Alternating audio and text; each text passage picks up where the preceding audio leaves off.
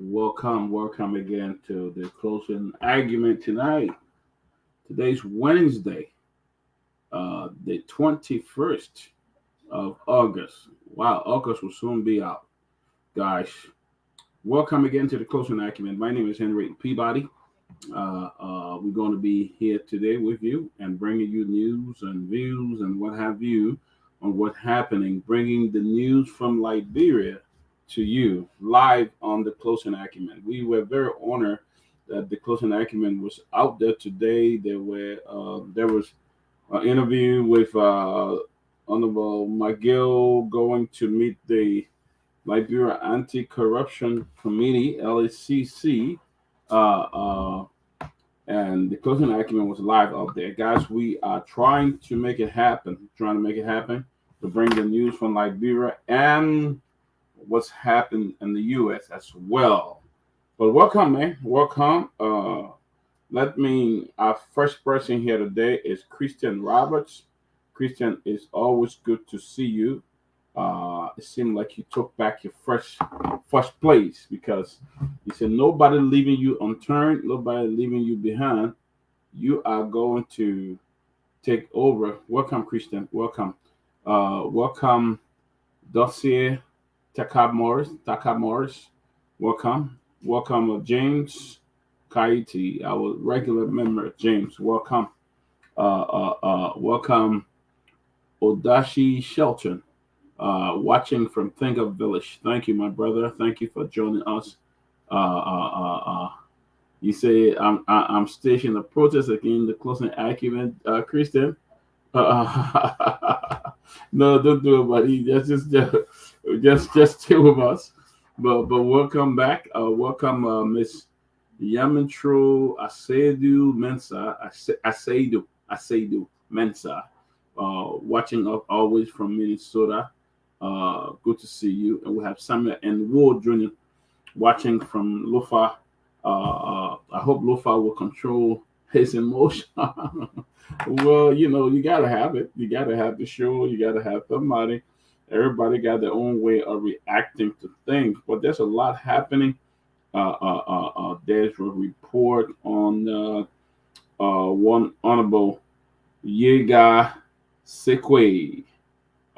Say he was dispelling false claim that he was receiving money while at. Let me read this. Look, guys, it's just so much things happening. Corruption never ends. Never end in Liberia. You go from one end to another. It is corruption, corruption, corruption. Yes, put the newspaper up. Once you put it up, we can read it as well. But we got that there are report that said Yega Sekwe was employed in the legislature by former Senator Cohn.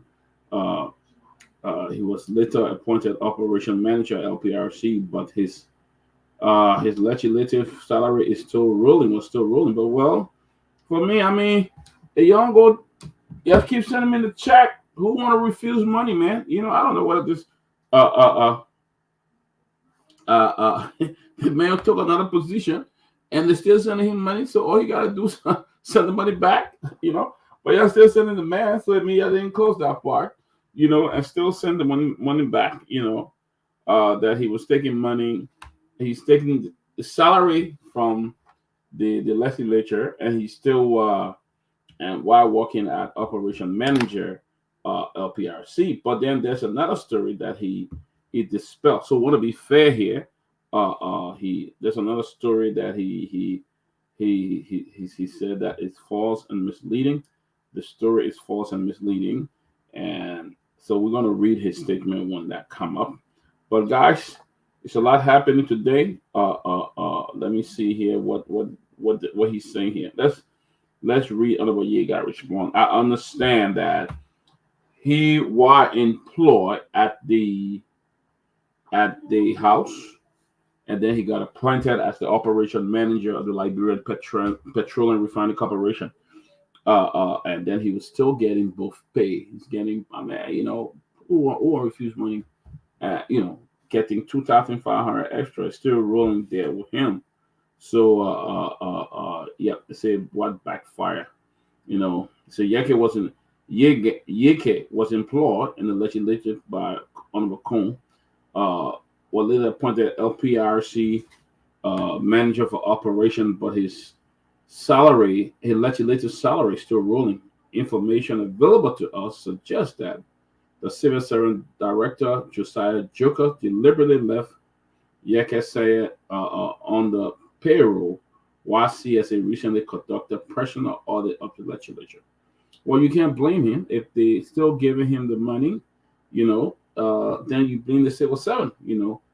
The legislature has also uncovered that the salary of one Gabriel Swain is still rolling, and Gabriel has been dead since February of this year. Wow.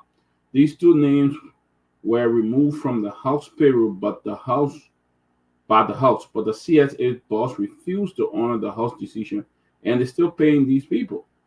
The House has also discovered additional 51 ghost names with five there that are being paid up to pay period, this present pay period. Wow. The House has also launched an investigation into the matter to establish who are those receiving the salary. Yeah, somebody on the outside is collecting the money. They're taking it and they're treating it, eating it for themselves. Somebody's collecting the money. So, but this is just breaking news, and we're looking forward to continue. Today the former Minister of State for Presidential Affairs, the Senator of Maygibi County, was invited, sent by the LECC. And it said lawyers who accompanied Senator Nathaniel McGill to the Liberia Anti-Corruption Commission for questioning said the senator is immune from criminal persecution on the ground that he operated on presidential directive at the Ministry of State.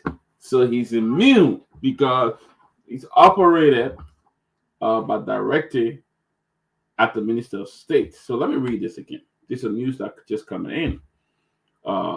This is from OKFM. They said the lawyers who accompanied Senator McGill to the LCC say he should not be persecuted for corruption because he operated on the ground that he operated on the directive of the president, so he can be. They said the Liberia Anti-Corruption Commission on Wednesday questioned former Minister of State McGill, who stand accused of payroll paddling and other form of corruption during the regime of George Weah. But the lawyers of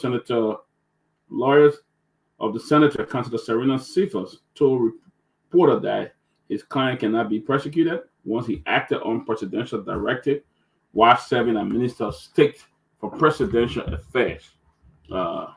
So we'll see what. I'm not going to read the whole thing, but we're going to see what's going to unfold here, what's going to happen after this whole investigation. There was a large crew out there today. The closing acumen were there, and there was demonstrators as well, supporters that turned up to give Honorable McGill all the support. So what happened? He went there, and his lawyer actually were there. Serena Cephas, you know the name Serena Cephas. Serena Cephas was also indicted not indicted, but he was also placed on the global Magnitsky section, and he's back in the picture. He's there. He's the lawyer now for McGill, Senator McGill, who was also placed on sanction. So you got the sanction man represented by a sanction lawyer. So this will be very interesting. But by the way, the president of Liberia has arrived in Atlanta, Georgia. President Bouaka has arrived, and I believe he will be speaking this weekend at a Black Business Forum in the city of Atlanta. So the president has arrived safely, and he will be in Atlanta, Georgia. So interesting things happening. But folks, we are back on this This corruption thing can never stop. It's a lot going on in the government. I see the check here of this guy receiving money. I mean, the civil servant should do their due diligence. Those responsible for issuing check from the legislature should have recorded that this guy has left, and they should have. You can't blame him because he probably didn't know. I mean, I'm not trying to take his side, but if I'm fired from a job and you're still sending me check, two things I can do: eat the money or return it. Take a return it. You're still sending me check. Maybe the other fees accompany it. It could be other fees. So on this one, other may have different views, but two things I can do: either take it and use it, or be a good steward by returning the money to the government and say, no, you're still sending me pay. Somebody was slow to stop that payroll. Somebody was slow to do something. So probably that's what happened. But yes, so yeah, there was a large turnout by supporter, and there were also the Liberian National Police on the ground to also calm things instead of any demonstration. But it's happening, guys. One thing that we have done, I'd like to tell you that the closing acumen now have a reporter in Liberia who will bring us a story live as they unfold. So be watching out. If you just made your way here, we want you to share the show, share it so others can see. But closing acumen is going strong, and we are expecting our other panelists. Some will join us today. I know some is traveling as well. Sylvester, okay, let me send this link to Sylvester. Yeah, but we looking forward, guys, to what's going to be a very exciting show here tonight on the closing acumen. Well, by the way, Mr. Madison Moe watching from Mr. Moe S. Madison watching from Bella Yada Camp 3. Oh, wow, that's good. Good, welcome, Madison. Welcome. Lofa, the man said he will pour in court or he will protest against us. So you better can't defend it now. CDC, Papi Success Keida, welcome as well. So, guys, as you make your way, share the show. It's a lot happening. Let's see here. This is from the Women Voice. This is crisis hit Liberia fishing industry. Sorry, crisis hit Liberia fishing industry. I don't know, but we'll see. We'll have to dig deeper into that and see what's happening, and then the other say government digital training program sparked attraction. So I believe the government is having a digital training program. I think everybody should be trained. Everybody working for the government, even in the school, they need to learn something when it comes to the digital world. I think Liberia is far behind. We have the Era News.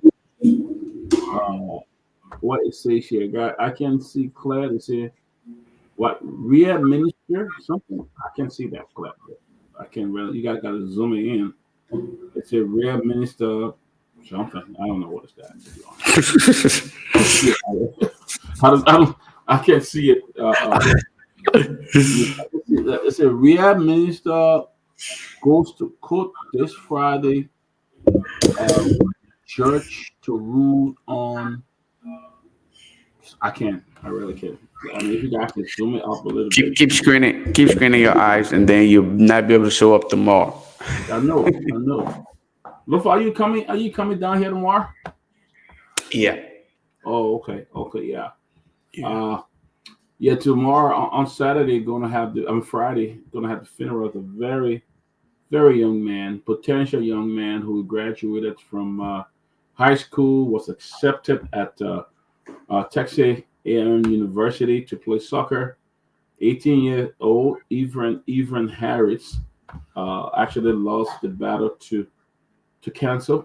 Yeah. and he died. 18-year-old young man.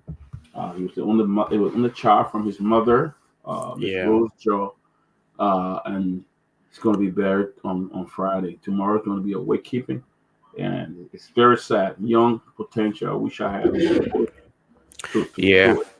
Uh, I uh, would definitely. I I know. would be there. Okay. I'm leaving.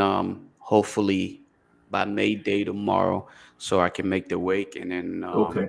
stay for the Yeah, funeral I'll be at the wake. and Yep, I'm going to and be at the everything. wake. Yeah, it's a Actually, I'm sad going to be. story, man.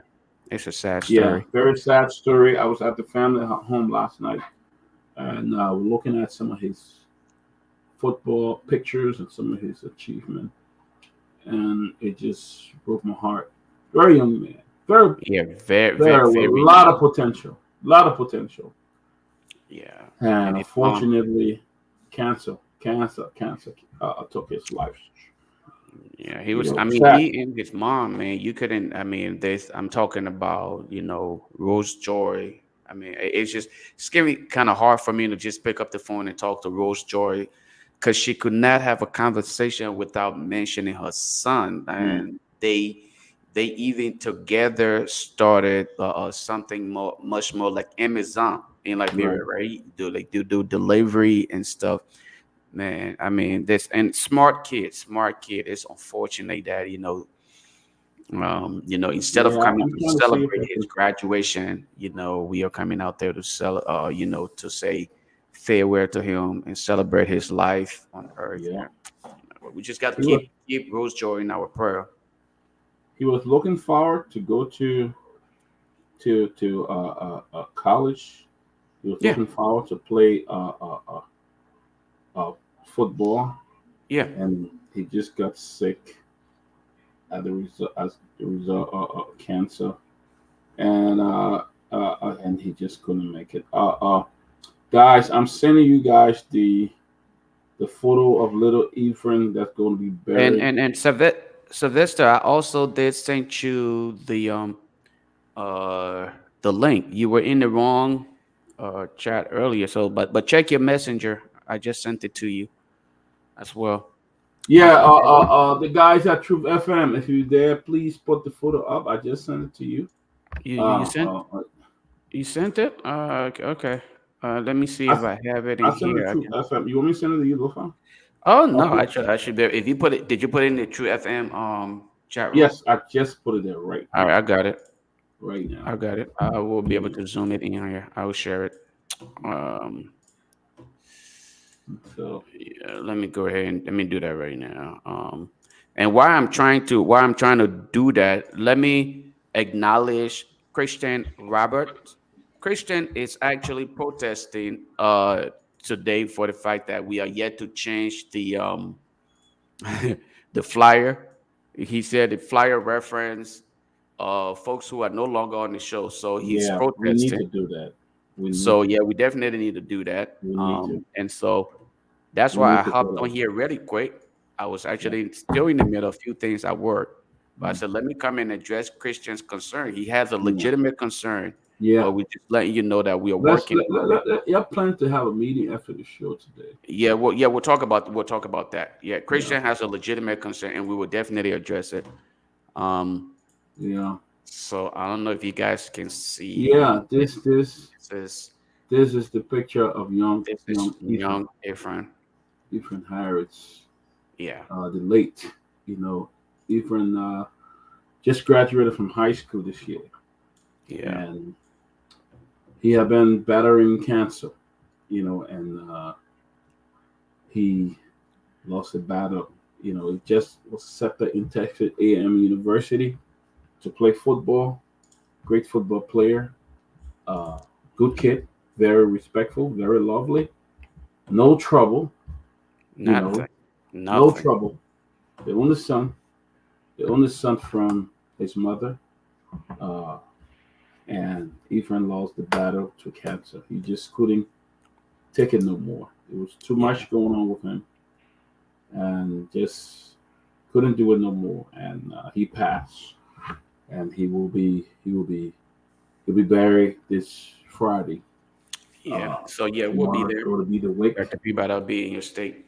Yeah, we're definitely gonna connect tomorrow. He's gonna go to the wake, and Lufi's coming, and we're gonna go there tomorrow. I'm very, very close to the family. Very, very close. I've been there all week. I've been going there almost every day since he passed, and I was there Wow, last thank night you. again. So I've known the mother for a very long time since she was young, uh, and it's really sad. I saw this kid growing, and I was so proud of him. Every time he plays football, and I see him with his mom, and like this dude gonna be our NFL player. He had the bill because what tall, huge man Hmm. had the bill, and the cold hands of death took him away. So to the family, let me say my thoughts and prayers and best wishes are always with you. Always. It can be very difficult, and God speaks. God will be with them, and God will take care of them. Uh, so Yeah. So, Dak, I know now that Pee Wee is on here with you guys, I'm gonna step off a little bit, but I'll be right back though. I'll join you guys okay, shortly. All right. all right, All right. buddy. All right.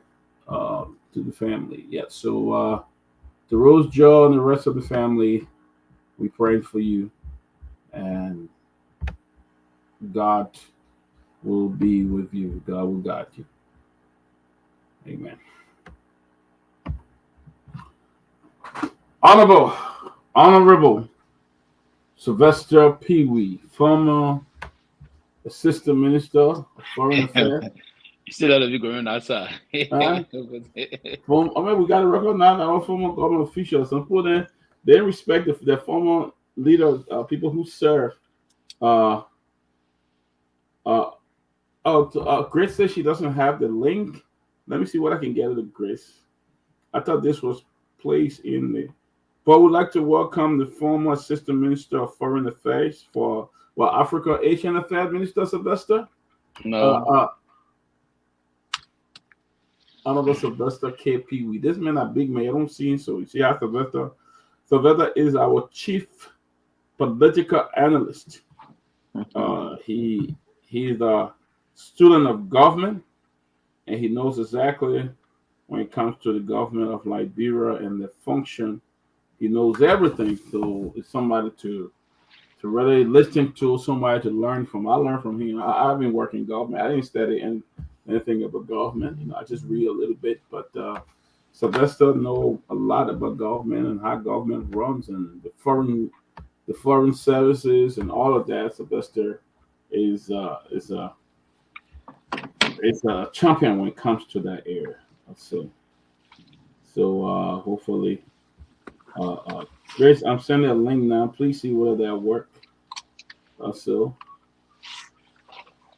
yeah, great. That should work for you. The link work. So yeah, that should work, Grace.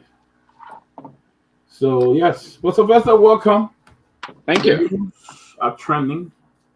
Firstly, the former Minister of State uh, for Presidential Affairs, Honorable Nathaniel Fallow McGill, was invited by the LTA today, and his lawyer, Councilor Serena Cephas, stated that uh, he acted everything that he did. He acted at the request of the president of Liberia, his boss. So he should not be charged criminally for anything of that matter. So I want to hear your import. Councilor Cephas say his lawyer acted the So here, Klein. yeah. Oh Okay. yeah, he client. Yes, I'm doing two things here, so that's Yeah. why. But you say client acted uh, on orders from his boss, which is the president of Liberia, President George Manawia. So Yes, dive but into it. again, we will have to. I don't know if that statement is actually coming from McGinn's lawyer. We have to also verify if it is true because I I did listened today. verify from OKFM. Yeah, I listened today to during the when the process was unfolding, when they were leaving the LACC, I think the media jumped into them to conduct what we would refer to as some impromptu press conference. And Councillor Cephas was then heard in the vehicle saying that he went there with his friend. He didn't consider himself the lawyer. He said he accompanied his friend. Okay. They asked him, he said, "Are you the lawyer?" And for his own statement, he's definitely stated that he just escorted his friend for the hearing. So he didn't consider himself the lawyer. That's the reason why I'm saying we needed to verify this position if this statement is actually coming from him as a lawyer. Another thing again, if it is true that this statement is what the counselor is saying, that and first and foremost, let me state here, it's not a wrong thing for folks to be invited for this kind of thing, because the LACC was created by an act of legislation, right? To conduct. It's not an audit institution. It's a corruption investigative body meant to investigate certain questionable act or suspicious act in the governance space. So if they invite you, their invite is legit. I thought it was very wonderful today for the former Minister of State and the former chairman of the CDC, former Minister of State and current senator, to respond to the invite by going to adhere to the call. That was a very good thing. But again, if the statement coming out of the statement you just read, if it is true, and I love to be very careful in these things because these are very fluid and very delicate circumstances in terms of what statement will be made, and they have to be proven in court, because at the end of the day, these things will end in court. But if it is true, the statement coming out of what you read is true, that it was a decision, instruction from his boss, is a little bit troubling from my end, because there have been a precedent set on this matter already in our court system. We have to recall here, and that precedent was on the former Minister of Defense, if you recall, on the military folks' money, when he said it was an instruction coming from the former president, and he was still prosecuted and found liable, and he was convicted by that, found guilty of such matter. It was lit that President Weah did pardon him when he was leaving office. So we have to be, because the court set a precedent already, that instruction coming from the president to any of his lieutenant, that person will have to understand his or her fiduciary responsibility. Meaning, if the president told you to do something that is wrong, I'm speaking from the perspective of the last case. If it is wrong, the president instructed me to do as a government official, I should read between the lines to say, Mr. President, this is wrong. Because anything that will be implemented by you, any order from the president that will be implemented by you according to what the court said, and if that is against the law of Liberia or violating the law of Liberia, you will be held liable. So that's what I said to you just now, that we needed to first and foremost verify if that statement is absolutely true. If it is true, then it's troubling, because if the decision to do that was not right and you did, you're going to bear the pinch of those things, the circumstances and all of those things behind it will come. And that is a precedent set now by the court. And the Supreme Court did handle the same matter. It went through the criminal court, and the judge ruled on that. And Minister Samuka and his team took an appeal to the Supreme Court, and the court acted in said direction that the president instruction is not law. The president instructions cannot. It can also be challenged if those instructions are violating the laws of Liberia. So we have to take key attention to that process. And those folks representing the minister himself will have to be very careful as to how they push the case. But however, I'm not bringing a position on this matter. I'm just speaking in terms of trying to reference the past case. But it's a very delicate case, and I thought it was right today that the minister term in for the preliminary investigation. We look forward to the details coming out of this issue. That's what we need to verify first and foremost if that statement came from Sima Serena Cephas. What I read that on the OKFM website. So yeah, they actually posted that. So I'm not sure, but I know them to be very credible. So there are a few newspaper news group that I really follow. Front Page Africa, OKFM. So when it polls, I always follow on the stuff, So, Chris, welcome back. We didn't see you for what, 2 days or so? Welcome Yeah, back. man. Yeah, thank you See, very how was much. that? You had a luxury weekend. How was it? You were going to the spa and nail, I'm not spa and massage place. How you can come tell me that when you always going? You always going and having fun. I just had a little bit of eating. You say, oh, this, I see why you coming back looking so bright, shining, oh sharp. Lord. Yes. I mean, sometimes Well, you won't agree with me. Look out, Grace. Huh? yeah, I had a nice time. You know, it's good for the ladies to take care of themselves. That's what I did. So you know, you and people can give your wife your wife's gift certificate to go and do that. It's a weekend. I will recommend that place to you.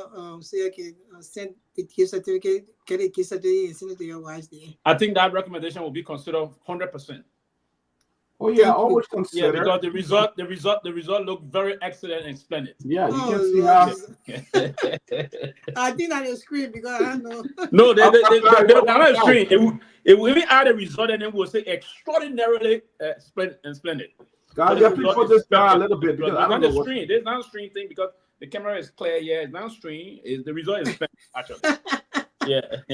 Oh well, yeah, thanks Yeah. anyway.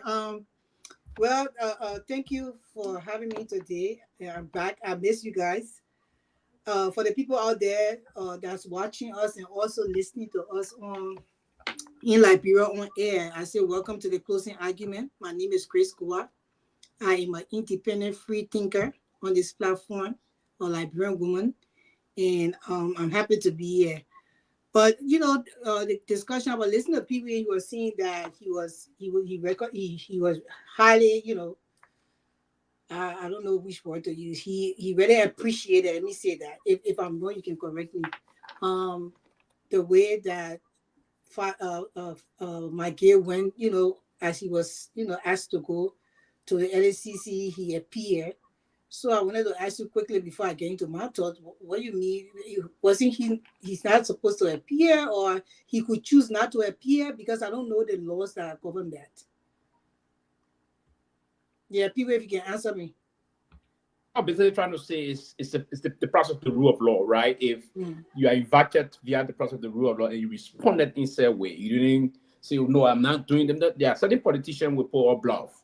They will do what we refer to as the scare tactics, and they will buy some time out. But no, he didn't. He immediately honored the letter and he won there. That's what I'm saying. If there don't be an approach, or we want to put people to demonstrate and do things and what have you, right? So yes, I commended him because he responded to the process about the democracy.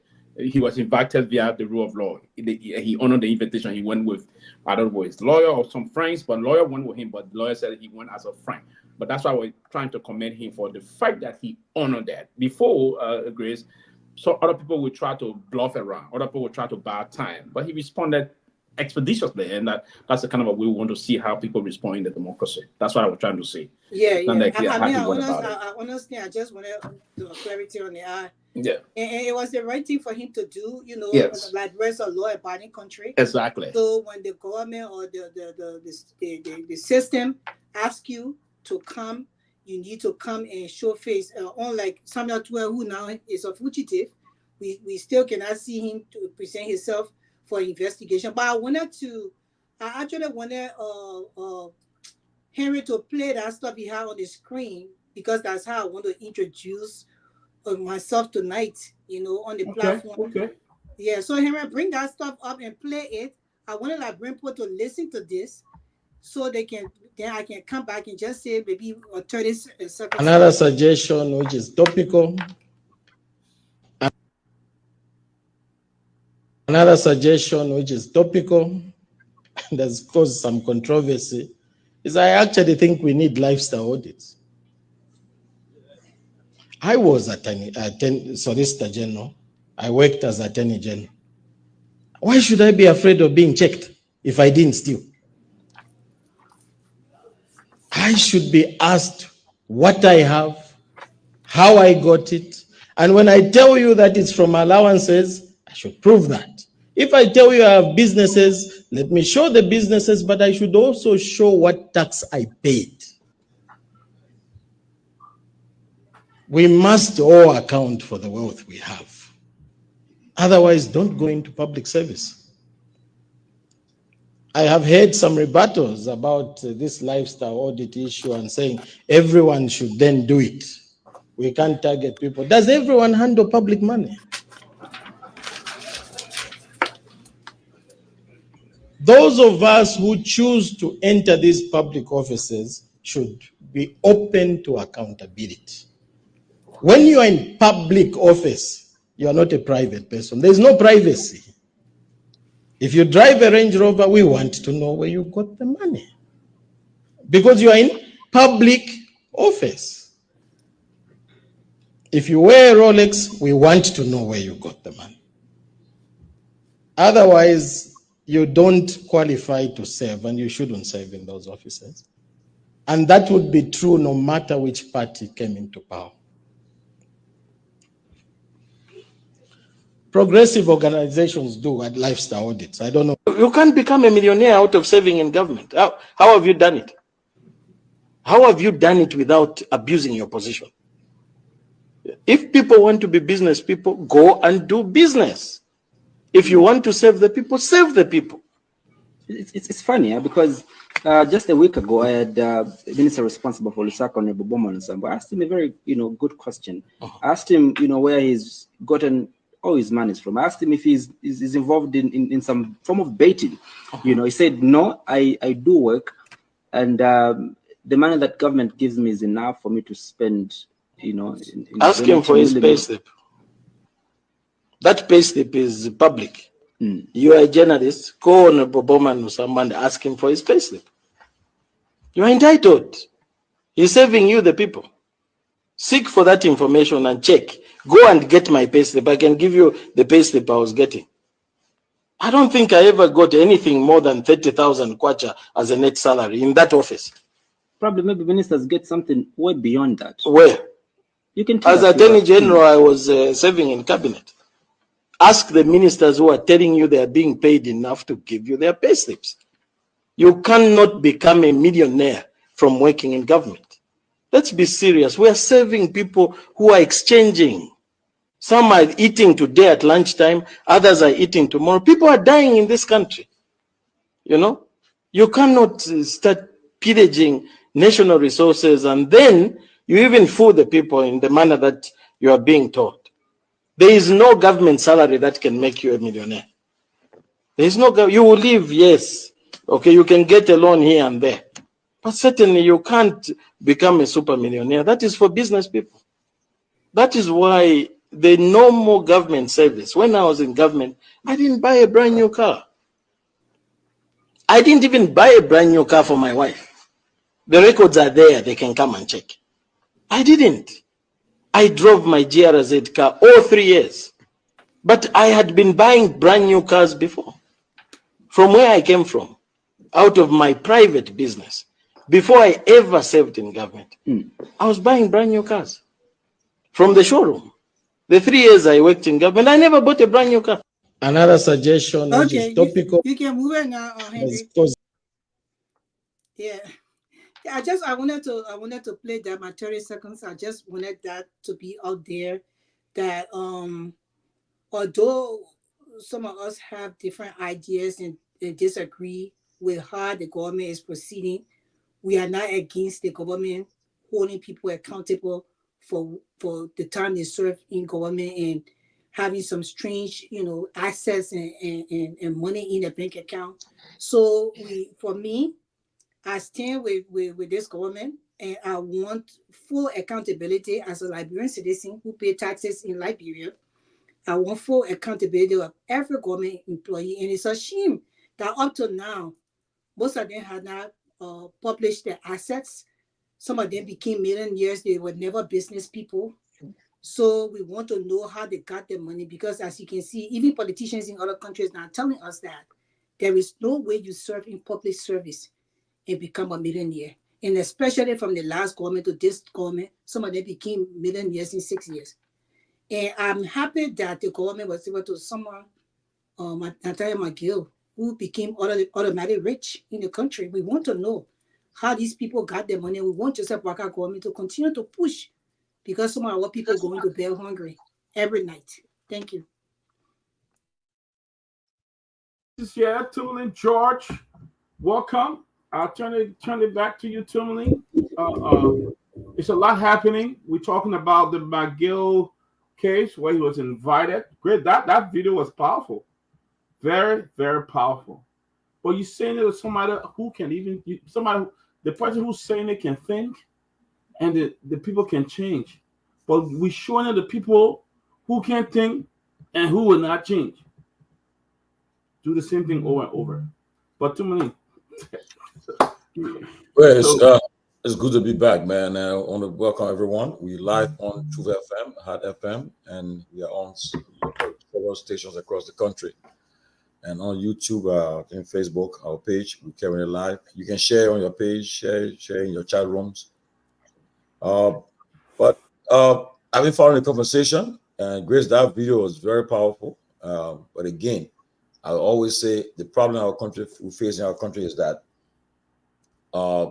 we just not ready. Only the leadership in Liberia can change that country. If you can have first of all, the legislature cannot change the country. They lack the will to do it. They won't do it. We had a lady here yesterday. Most of the people that suppressing Liberian employees are in the legislature. They're the ones. They visit the concession areas, and they go there and take care of them good. And that's not being an age-old problem. From the Samuel Dota and you name it. You guys will go on a plantation, go to this company, you put in the guest house, they eat good food, they give them gas, take care of them good, get an envelope, and they come back to town. And the poor workers there continue to be suppressed. So until you can get a president who will be very rigid, we have that problem all the time. But again, as you say, you have an election today or tomorrow, you end up with the same results. And Mr. Cummings said, you keep doing the same thing and having the same results. I mean, it's a joke. So all we can do, make the alarm and say it and so forth. Like I was telling someone, some lawyers already told me that all these correction cases they're talking about, they're not going to go nowhere. Because, I mean, the only thing may happen, you may drag the people to court, handcuff them, parade them in the streets, and just to embarrass them. But at the end of the day, when they go to court, they file a bond, and they go to the nitty-gritty of these cases, and it'll be hard to prove because you see some of the checks they're talking about. The check is in people's name who you expect to be in people's name, but yeah, and you cannot trace, if even they give that money to Tomalin George, once that check was in the name of Chuchu Jones, that Chuchu Jones got to talk. He can tell the people, say, I give the money to Tomalin George. I carry a check, get to Tomalin George. Not fly. Nothing going to happen. Because even, I think people are reading something about McGill's case. And honestly, I think there's a law that protects the president of the country when in office. And so you have, except upon proven criminal misconduct, which I know you can never come out. I've not seen no evidence to link the former president and that stuff. People just throw these things and say, "Oh yeah, he did it," but you cannot. I've not seen it. If you have it, you'll bring it. I've not seen it say, "Oh yeah, there's evidence that the former president or involved in this thing or was signed this document, signed this check." I've not seen it. So, and then especially so when it comes to national security, so you say it was not for security operation, covert. You can't go and explain it. So maybe the UP will just show the people that they follow through the campaign promises they made. They say, yeah, we told you we're going to go after people, we're going to audit, and we're going to bring people to court. But I really want to see whether they win these cases they come out with, honestly. But look, they have a good show, and let's make this show the best. Let's keep on making every show the best. So, guys, let's rock and roll. Alex Chuchu John, just join us, man. Welcome. Thank Mr. you. President 2029. Say you run to be president, right? Am I right? Yeah, I want to stop corruption in our country. It's good to see you guys. Mayor first in one of those villages in Sylvester, just let me talk here, okay? Because I know you're defender of the corrupt people. So again, Lofa, Grace, the bold and beautiful Grace, it's good to see you as always. All right. But my take on this is that I'm a big proponent of, charity begins at home and ends abroad. It's fine to go after members of the CDC government for any crime they're suspected of. But here's my issue. My issue here is that the Joseph Boakai government over the last 6 months, there have been a lot of improprieties. And they're all public, they're all documented, they're in the newspapers. Even just recently, the press secretary were involved in another scandal where monies were paid to her for journalists that did not receive it. Now, is that not corruption? Is the anti-corruption investigating her? We saw loans that were taken by the FPRC boss, and I think even the national police, that were not authorized by the legislator. Is that not corruption? Is that not breaking the law? Or the only law that we respect in Liberia is the 10 years clause? All the other laws, they're not relevant. So when I see the Joseph Boakai government vigorously, going after those who they're alleging to have committed crimes, that's fine.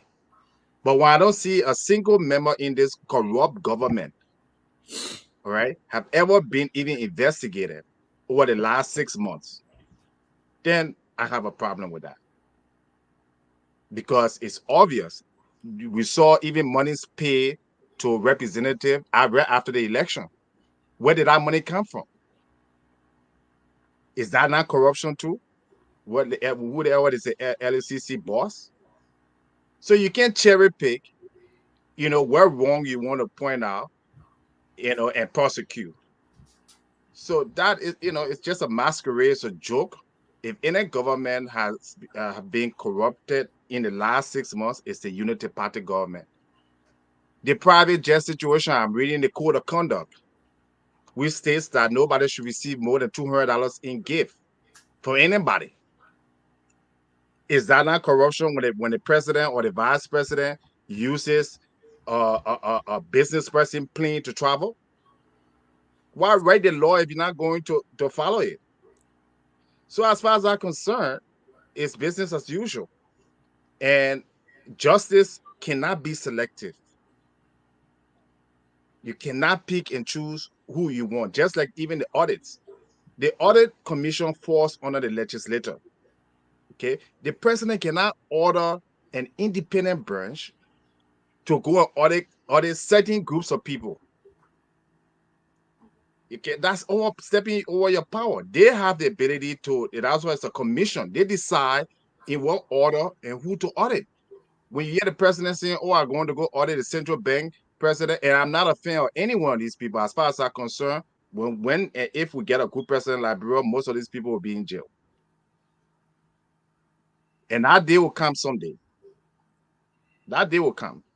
Because there's no way, like the video, or watching the video, that you can become a millionaire while serving in government. You have expensive.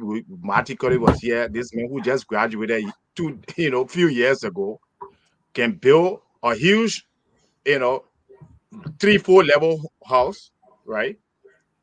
And claim that, he been working for UN and been working for, that's where he got his money from. Was he not vetted before that appointment of serving on the what do you call it, asset recovery team? So I mean, I can go on and go on, but as far as I know, the government is very corrupt, both the current and the previous government, and it's time for change in Liberia. And so those two governments, wherever they do among themselves, I hope they destroy each other, because that's what's going to happen. And they, like you said, Amara Kone, there's a man who the Transparency International did an investigation that tied him to receiving bribe. Okay, the reports are okay, there. Other people are telling going long, so make it short. Go ahead. So maybe when I count all your guys, some of your friends there, But look, You so probably outside Latino, there, all kind of Latino. I think Ain't gonna call it think his nick. They may not get more agenda than Hey, Jaya, just call it either Dutchman, okay. either yeah. multiple That call it So his I nick. think they are all corrupt, and you can't punish one and not punish the other. That's Thank the you. official position. Thank you. Okay, Chairman Ben, welcome. Give me a minute, and I'm trying to call you up, but we coming. We'll get there. That's Hold okay. that talk. Hold your That's talk. okay. That's okay. The boy let him talk. He get to fire. That's okay. I'm sure I made my point. What don't have me again? What we talking about?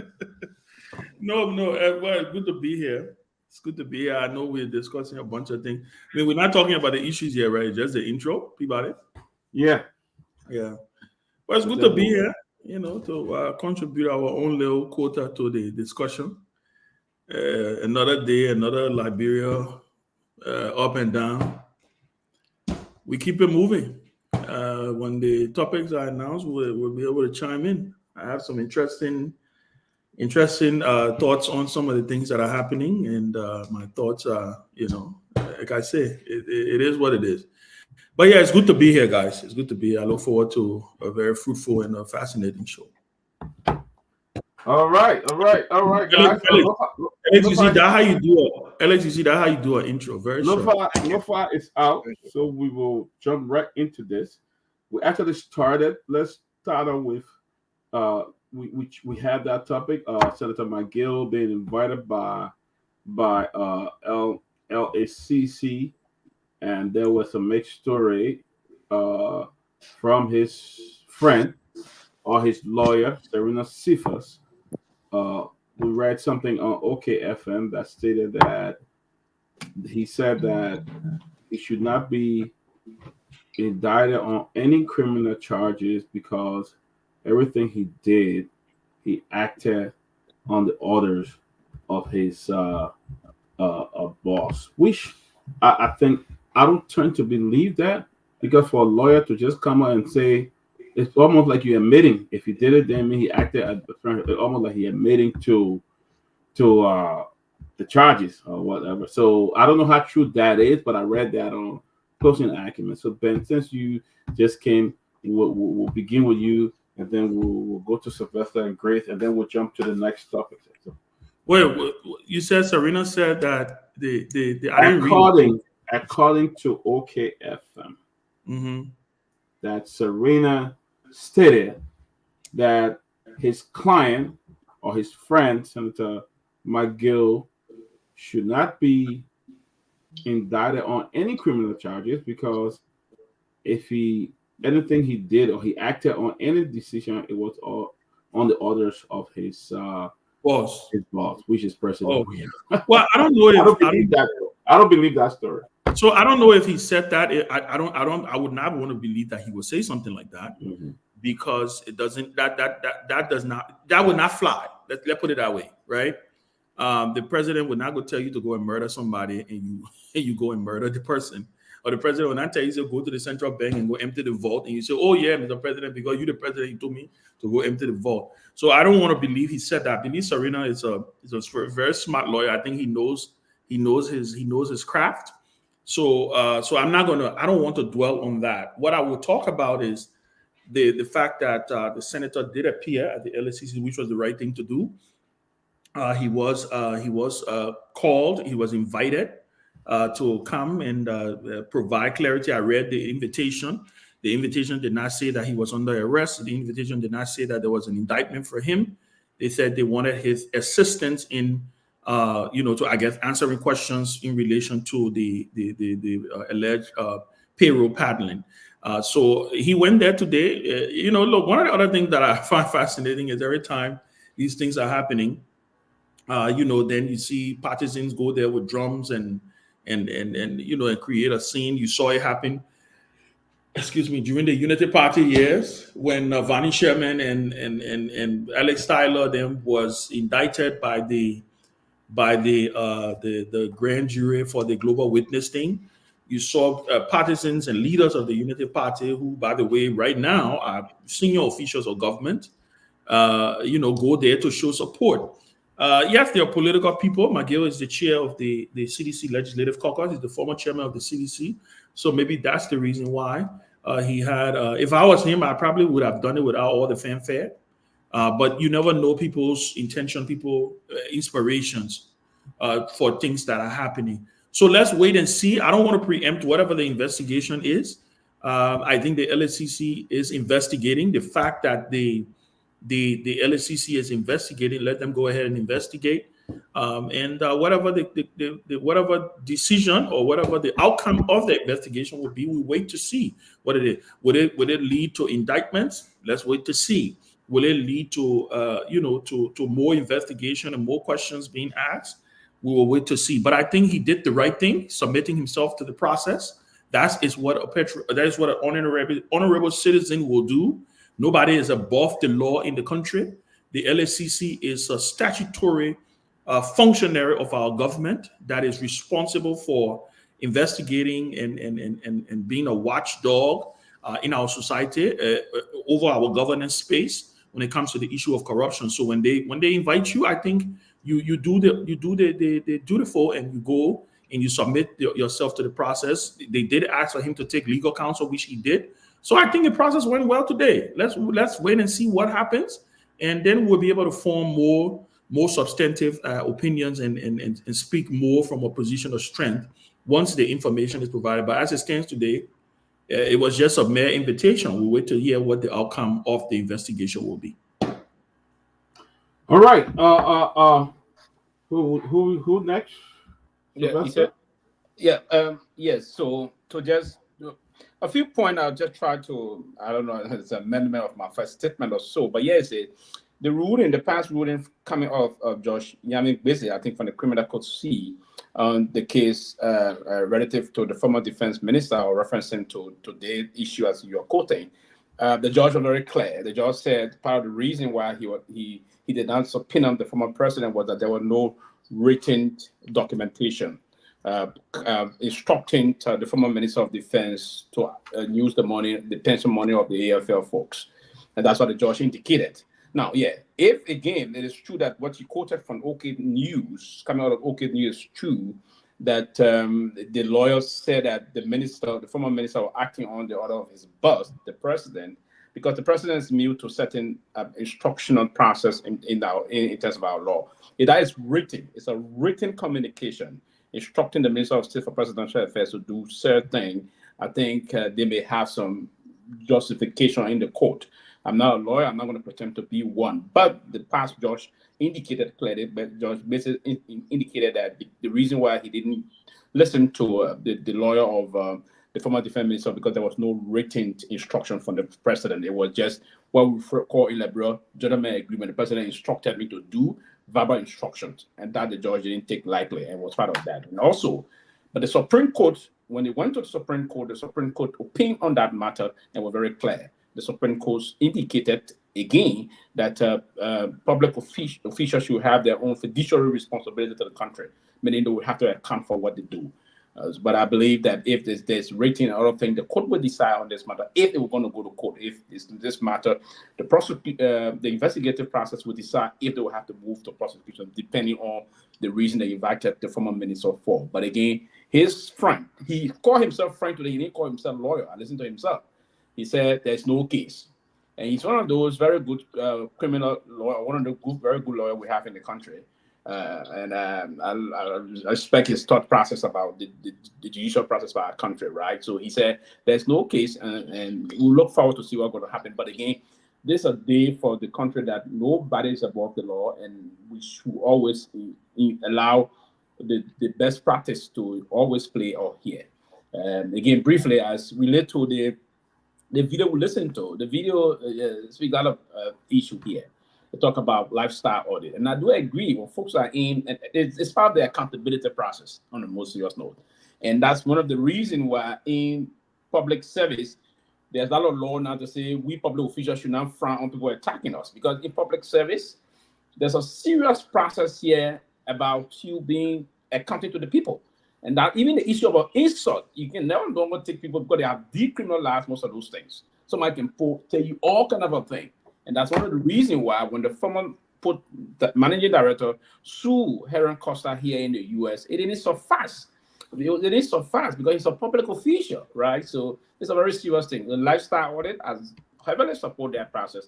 The day I'm in government, back again in government, I would love for my lifestyle to be audited, to know even if I'm having one needle, you should ask me how did you get. If I'm drinking one, even if you want to know how much I buy my beer, where I'm getting paid for, I mean, it's open to the public to know those things. But again, because we serve our people. But yeah, that's the country we're in. And that's the democracy we aim for yesterday. The yesterday we were talking about that we're going to come, that we say everybody will be interactive. The pluralism of our democracy it is here today. Everyone will have their own and believe and account for the stewardship of our responsibility thereof. It's important. All right, great. Yeah, I mean, we're not going to sit here and always try to be politically correct. It was good that the senator went with the invitation granted to him that he went and presented himself. We are looking forward to the government doing a thorough investigation on the matter. Make sure that people who are on the payroll, answer to their stuff. Make sure documentations are there and everything. We have seen over the last 6 years, these people got rich. They got money, whether they're millionaires or not, we don't know. But we know that their lifestyle changed, and that's just the truth. And Liberian people, we don't want them to be in denial of that because people cannot work in government for only 6 years and build mansions. My mother worked in government for 30 years. I had to finish her house because she never stood down for anybody. That's the beauty that Liberia had before. But when we sit on this platform, we start to be politically correct, this and that, and judicial system. My girl never had any money. So therefore, we applaud the government.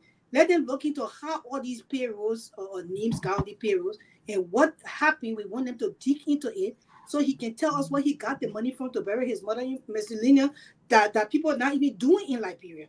It's just the fact thing to do. Although Unity Party, if there corruption is going on, doesn't negate the fact that the last government people got rich overnight. If you work in government and you never did business before, nobody know you to be a rich businessman. You came in government and you acquire wealth. We want you to publish your assets so we can know how you acquire this wealth, what you did to get them. And I hope Joseph Boakai government will have more people that really know how to do these things so we can nail these people, that they will bring back the money that they stole and go to prison and be persecuted if they stole any money. If they are investigated, that's the right thing to do. If you stay in America and you got money to send your family are living in Liberia, they're living their lives, you're living here in America, you don't know the suffering of Liberian people. Most of you go to Liberia, go on bluffing spree and looking for a woman and doing stuff. Other people go to Liberia, do major work. And if you go in the depths of Liberia, you see the suffering of the people. You will not want these people that stole government money to go free. You will not want that. And that's just the fairness. How these people acquire wealth in 6 years and how these people in power now acquiring wealth. We need to know that people need to be exposed to the public, and Liberian people need to make sure that they're persecuted. I mean, in a way that the people who work in the system have the power to do it. But again, this is Liberia for you. Whether it will happen, we don't know. But at least it's getting exposed, and we're happy for that. All right, great. Thank you. Good to see you, Robert. I think it's important, Chris. You struck a very strong view that it's important that some of these people be persecuted.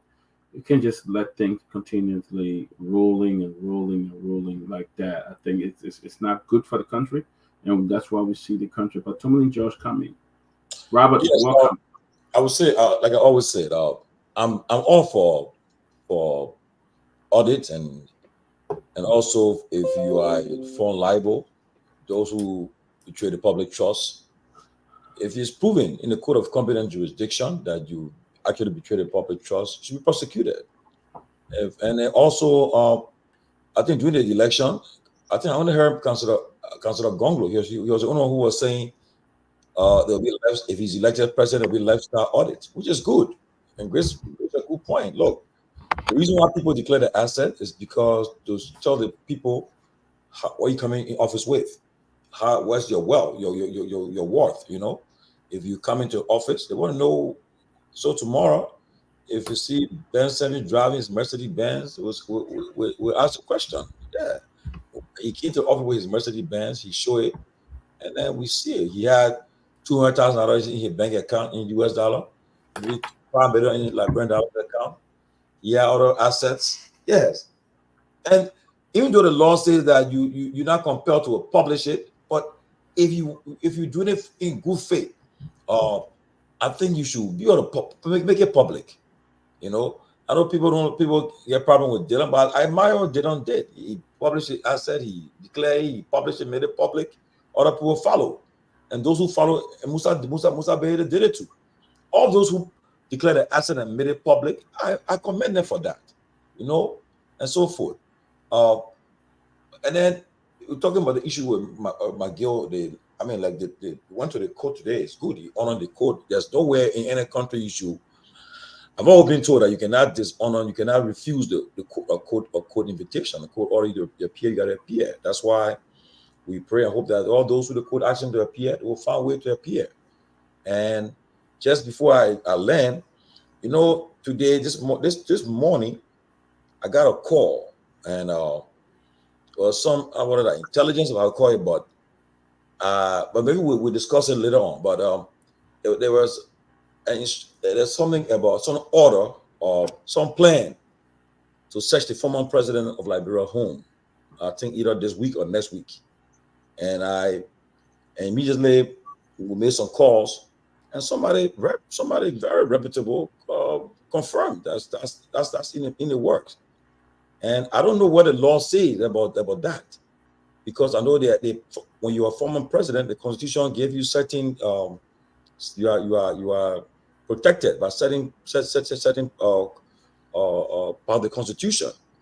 I think only where there's proven criminal misconduct, something of that nature, before you can go that far. But if that's what we got this morning, if that's true, I want to hope that the Bugger administration reconsider what they plan to do, and because I don't think that will be the right direction to take this country to, you know. So as time goes by, we're gonna get more information, but that's why I'm sure some people on the platform may have heard that, because I know two other persons confirmed it with me today too again. Okay, so but again, as I end, whoever is, if you undermine the law, if you betray the public trust, yeah, you should be held accountable. But just do it within the confines of the law. Do not try to take people to court or go after people because of politics. If you do that, then you are not doing it in good faith. You are trying to tear the country apart.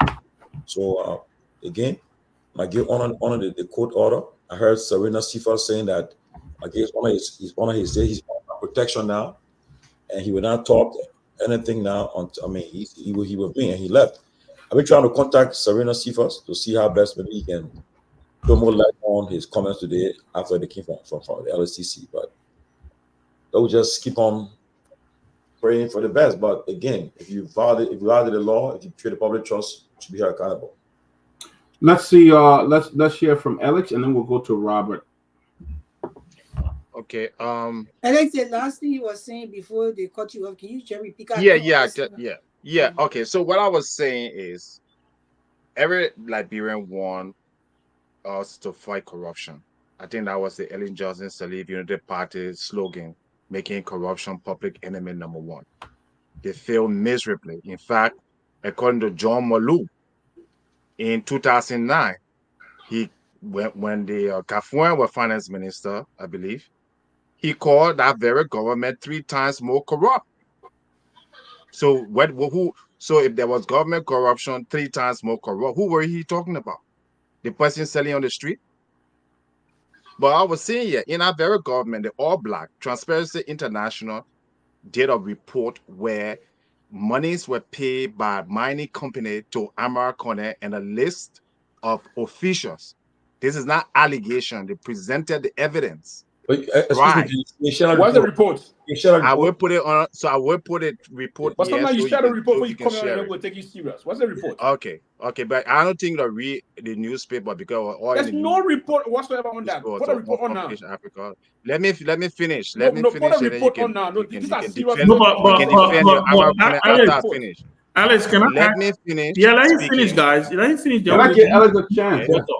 Yeah, let him finish. Then Okay. we do that. You can do your Transparency International data report, which I'm going to present here, and I hope you'll please put it up, that Amar Kone and a host of other public officials, including Robert Salif, were they received bribe for all blacks in Liberia. That That was report is widely reported. Why, when you call these people name, then everybody just get jittery? because CDC government failed You at that. think Amar Kone is not corrupt? No, I'm not saying that because the CDC Can government took that anybody same here tell me report. that they They can did not succeed in court with look that at same the report. Liberian people and tell me God, that Okay, Amar let Kone Alex, is they corrupt? give a comment, then we can comment. We can't. I'm sorry, Because Dad. I love my that's the brother thing so about much. I don't them. want to embarrass We him. should That's what I'm accuse saying. McGill. We should accuse Weir. But by the time Yeah. you go to the political file, the Amar Kone, then all of a sudden the whole corruption existed in Liberia. I'm not making this thing up. The thing is in the report. Go and read. I've said it before. I published it before. Transparency International, they are the most credible organization and global witness that investigate corruption around the world, including America. And they come up with report every year. If you go and read those reports, it will tell you where Liberia was. In this particular instance, Amar Kone was involved in bribery, according to Global Witness and Transparency International. Okay, of which he was never prosecutor, he was never investigator because his government was in power. The same report claimed that the government was by John Malou, who is a Unity Party man, devotee. He himself, as Auditor General, claimed that the government was 3 times corrupt. What was he? Who was he talking about? Who was in the government? Who was finance minister at the time? Who was central bank governor at the time? So let us not kid ourselves here and waste the Liberian people's time. When you say corruption, Liberia is one of the most corrupt countries on the planet. That is official. The United States government has said it. Liberia is very corrupt. Even Ellie Johnson Sirleaf herself said it. She failed in the fight of corruption. That's not allegation. So who did the corruption? So where all the millions of dollars that came to Liberia, where did it go? It just disappeared. So why won't these are not just speculations? If Ellie Johnson Sirleaf can admit that her government was corrupt, who am I or any of you here to say, oh, that we're just speculating? The only reason why people are not prosecuted in Liberia because the people in government, our judicial system itself, they're corrupt. He's Walker doing the campaign, claimed the government was corrupt. The Weir government was corrupt. The other report, central bank supposed to be giving loans to officials. Central bank does not give loans to individual. You work at central bank, you want a loan, you go to a commercial bank like everybody else. No central bank in the world gives loan to its official, and of which most of them didn't pay. Was that not in the report 2 weeks ago? These people are filtered corrupt. Let's just admit it. And if Liberia wants to move forward, then we should be able to look in their faces and tell them they're corrupt. Instead of here saying, oh, that they're speculating. Well, law in Liberia has even prosecuted any high-ranking officer in Liberia, as corrupt as it is. Y'all have no case. All right, Please. Robert. So I will share the report, then y'all can put it up now. Let me get a report and share it. Thank you. So I'm gonna be protected now because I don't have a voice. So please, I don't want to be interrupted. So Alex, I think that it's not that every time you call certain names. I think I consider myself a reputable Liberian, and I frown on corruption, right? And so you and I agree here that I think every single case relative to corruption based on facts and not hearsay and they say or smell campaign should be prosecuted to its fullest. And if found liable, I think that those who are found liable by the law and not gossip should be held accountable. Everyone wants to fight corruption until it hits home.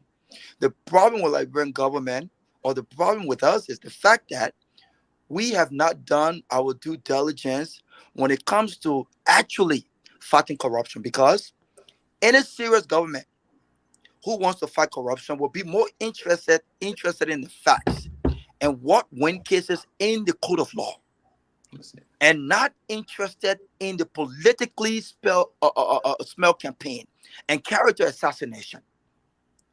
This is the issue. So when we speak on certain reports Yeah, and everything we can say mention action. certain reports as backup, as to names that were involved in corruption, you've got to be very careful. The Liberian government, I believe, have not either. They have reluctantly said, you know what, we don't want to go after folks, or we will go after certain people even without the facts, right? But we will put them on the newspapers. The newspaper will show them in handcuffs. The newspaper will show that they've been arrests have been put out, warrant have been put out for their arrest. But this is how far it ends, because we have not done what we're supposed to do in the interest of actually fighting corruption, to go to court and prosecute them. The Global Witness report that you talk about, in that report, at the head of that report, the Global Witness said likely. And those who put out this information about this report are smart. The reason why they put likely is because they don't have the full facts. They are afraid to be sued for defamation. Likely, it's not certainty. It's not. Global Witness did not have any report. There was a speculation that Block 13 was owned by former official of Ellen government. And they believe in that report that because American and others were in charge of the economy at the time, Block 13 would not have been awarded without bribery and without their involvement. When citizens and the other government officials were going after American about corruption, he publicly said, I challenge you to take me to court. I'm not here to speak on behalf of American. American is not perfect. You are already doing that. No, I'm not. I'm setting the record straight. I'm setting the record straight because this is a reputable platform. And when we sit on this platform to make references to report in the name of people that we say are corrupt, we must have the facts. Myself, My and sister Amara Grace, Kone can please sue me do for not interrupt me. defamation. I don't have a voice. Please do not. I'm trying to save my voice. No, I didn't want to clarify that. Listen. The report that you referenced at the head of that report, it clearly says likely. No, but read the report. I read the report. It says it has evidence. No. The PowerPoint Okay, you put the report. I presentation- didn't read it to him. Can Guys, we put the report on? Guys, why are we going to litigate this report here? So let's put the report also. We can read it for the Liberian people. You know what? Two people are, you know, also. But that report has been on for a minute. You guys can read the report here. It says Global Witness. Hold on here. It says Global Witness also see evidence. Robert, and your statement, we got to move on. A lot of 2013 Exxon D senior Liberian officials were paid bonuses. Nokal CEO, Randolph McLean, National Investment Commission, Neddy Davis, Finance Minister, Amara Kone, Mining Minister, Patrick Sendolo. Is this not on the Global Witness website? They say they're seeing evidence of it. Where so are the United States government, hold on. You see, no, it's not your turn. When the United Alex, I States don't want to government talk. sanctioned McGill for corruption, why you go to the United States government that McGill was not charged for any crime? You see, why you didn't tell it? Why you go to the United States government? Guys, we can't move. We can't go on like that. We can't. No, but that Peabody. Yeah, I don't have the energy to go back and forth. That's let Robert Edge comment. Robert Edge comment. Robert can't defend himself because I'm reading for a report of credible institution that said, according to the investigation, that they have evidence. Because when ExxonMobil pay these people, ExxonMobil has to report to the United States Treasury of who they pay. You think ExxonMobil will pay bribery and they will not be held accountable to the shareholders? So then why? You think how they got to know that? Okay. Maybe you don't understand. Let us talk. You had a long time to talk. Let Robert end his statement. Go ahead. Okay, Alex, you see, I don't have the energy to go back and forth, my brother. But I want to make sure that you say what you want to say without us going back and forth. Let me say this. The report did not list any evidence. Not a single receipt whatsoever. You read a report. So what you think? What you Global Witness now? Hey, my brother, can you give me the chance to land? For God in heaven's sake. Baba, I beg you, man. For God in heaven's sake, can I land, please? God, y'all take this down. Whoever putting this thing up, don't distract the show, man. Listen here, man. Oh, There we're was a talking again. challenge Put it put on. forth. Take it down. There was a challenge put forth by American with this very report. I've seen some facts that I had access to, and you know what? Bring your facts. And you know what? The various concerns that I had prior to seeing those facts, what is very concerned that you had on ESA and they say. What I'm trying to explain to you is this: Global Witness have evidence that these folks were bribed. There was a challenge by American to the government. I will avail myself, take me to court and provide the evidence. Nothing happened. And I will challenge this government. Since Joseph Boaga is fighting corruption, I will challenge Joseph Boaga. This is what we continue to say. Don't just focus on seditions. American is not a sedition. American played an integral role in the election of Joseph Boaga. And so here's a challenge to Joseph Boaga. If you believe the report being put forth by Global Witness, take American and others to court and provide the evidences in court. And let's see what happened, Alex. Here's a simple point. All of us frown on corruption. But one thing I've learned is this. We cannot, and we should not base our accusation and our allegations simply on hearsay and say. Because tomorrow it could happen to me. I want the government to put forth facts when it comes to corruption so that we can actually hold folks accountable. But If you this is not continue to hearsay, base Robert. corruption on hearsay, what's going to happen is this. You're going to put folks on handcuffs. So why is it that the government have not been able to take folks to court, provide the evidences, and actually send them to jail for corruption? Because the government itself is corrupt. Let's go to Tomalin, and then we'll go to Kanabu, and then we'll go quickly before you go to too many on this report issue. Let me tell you, Alex here. Yes, what now the issue of Global Witness process. Global Witness brought in a haphazard report. That's what I said. Likely, exactly. The report of haphazard. They came up. There were a lot of areas they couldn't indicate most of the issue about. For instance, when they talk about Nokai. We'll be going through the report time to time. I can recall when the report came out, we challenged them to come up with the evidence. Right? The Nokai issue, they say they may have, you read it just now. They said they paid per diem. And it was institutionalized. And Nokai both accepted and agreed that at the time, during board hearing, they are per diem paid to those for certain fees. It was indicated. That is not illegal. Right? That is not illegal for government official.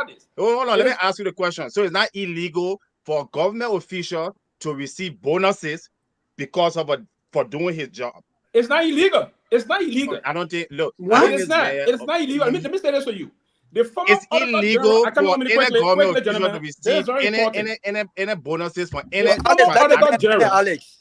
Quickly, please. That is illegal. Honorable John Molu indicated in one of his audit briefing on the opinion of the Auditor General, indicated that it was important then that we remove government officials that are sitting on board. It is legal that government officials on board will have, when they sit on board meetings, they will have per diem paid to them. For instance, this was not a board situation. That was not. You gotta move on, guys. Somebody gotta talk. You're saying you're not defending it's these important people, that we do necessary clarification because I don't want the guy to go with the mindset that those global renewal report you talk about. What did people already know American is corrupt?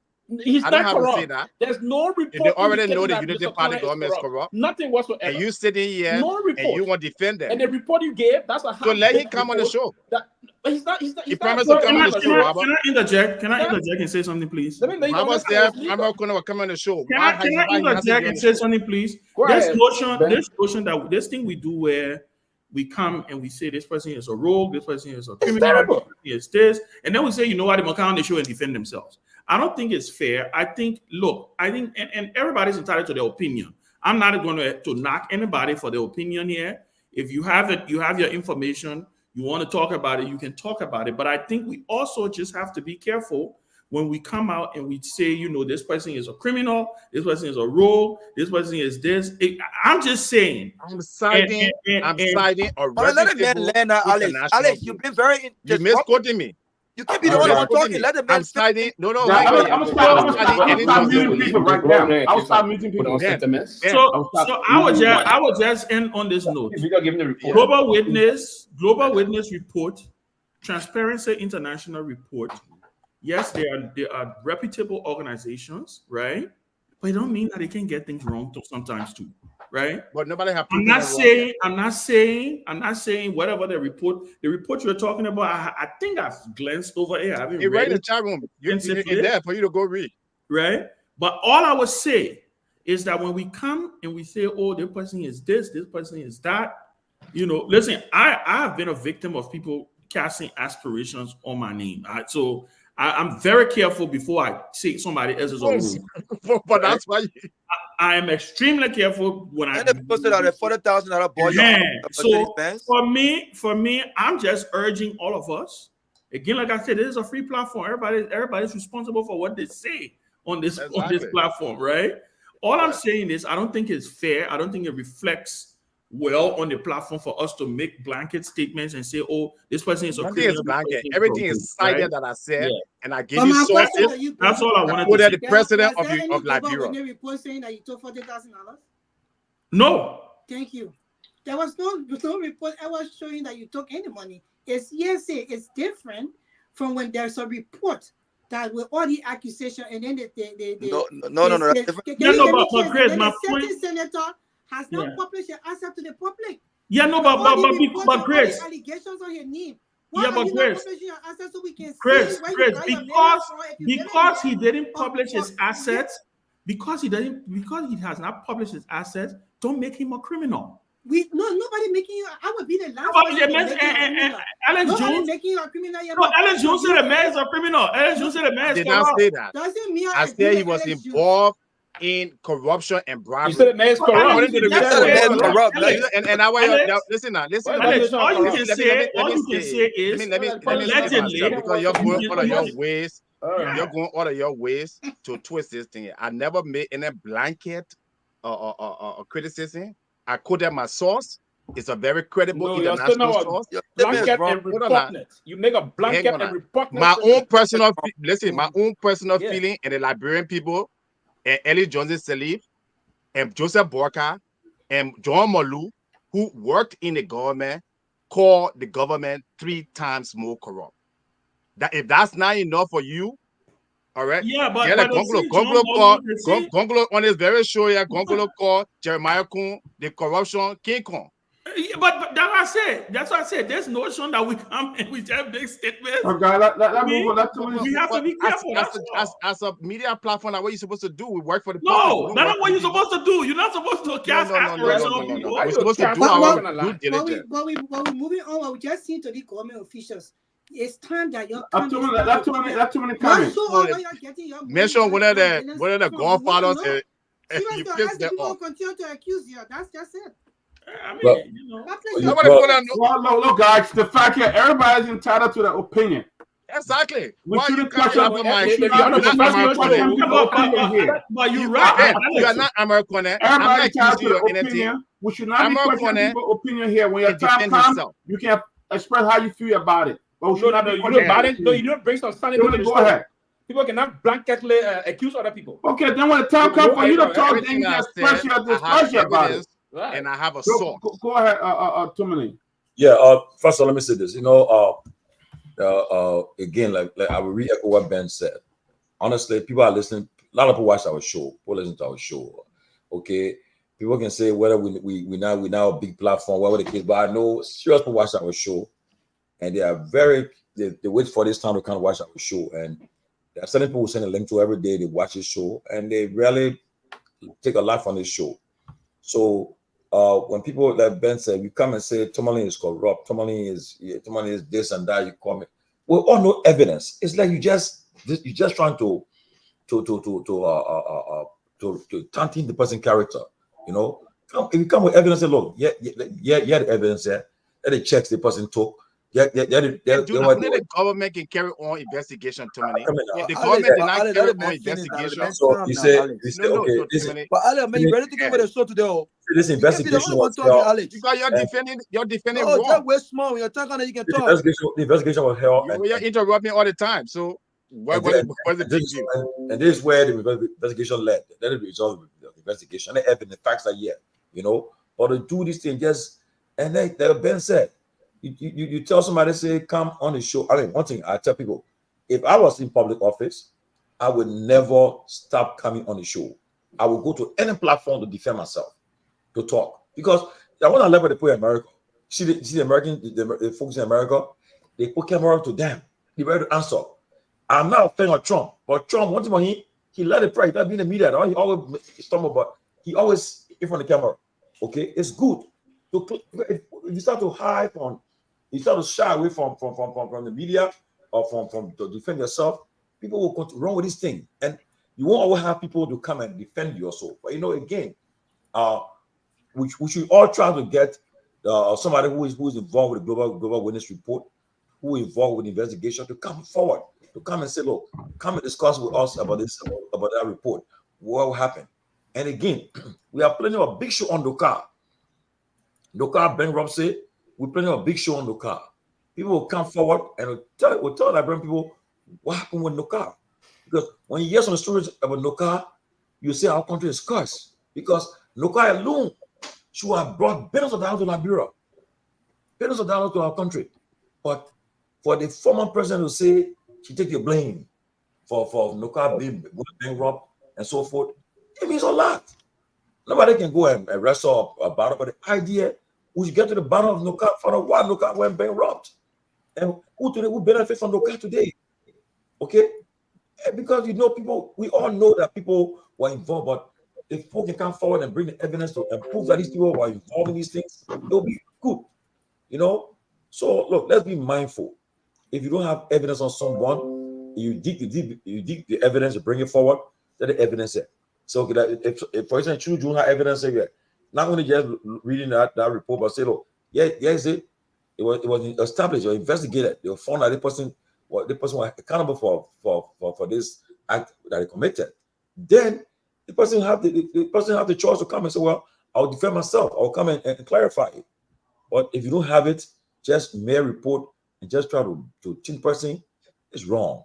And by the way, as I end, I want to welcome in the country comrades Augustine Kwe Gafwan. He is in the country. He'll be the minister of finance. He'll be announced a president. Boygas the rival in the country will be announced the finance minister. Welcome, comrade Gafwan. You just won't get. All right, guys. Look, I believe the issue here with Dokar and other places. Look, there were people who were implicated. They are involved. I don't think anybody should be restricted to call the name. I don't know about, but with Dokar, the President Selig at the time even admitted that her son, I mean, there were millions of dollars that was coming at Dokar.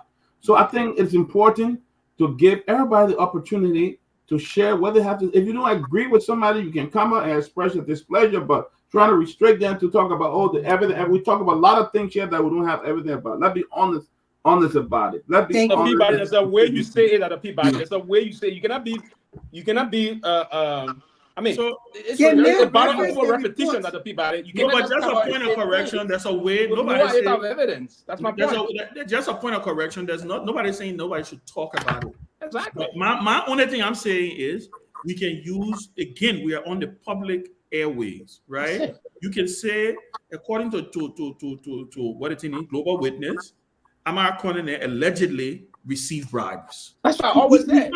We have to leave because even the law say you are innocent until you are proven guilty. Of course, and that listen, I agree. Amara was never indicted in any criminal offense. So when you come in and say, "Well, Amara is indicted in a corrupt Liberia," so don't even wait for indictment. Okay. But then you see, then that is if they were not indicted, then they did not do it. Let's be honest. Well, you can form an opinion based on your own. So Alex, let me give you an example. Goes out when CNN goes out and says that a public official is involved in corruption and they present the case, that person is not indicted at that point. But If you waiting for indictment, once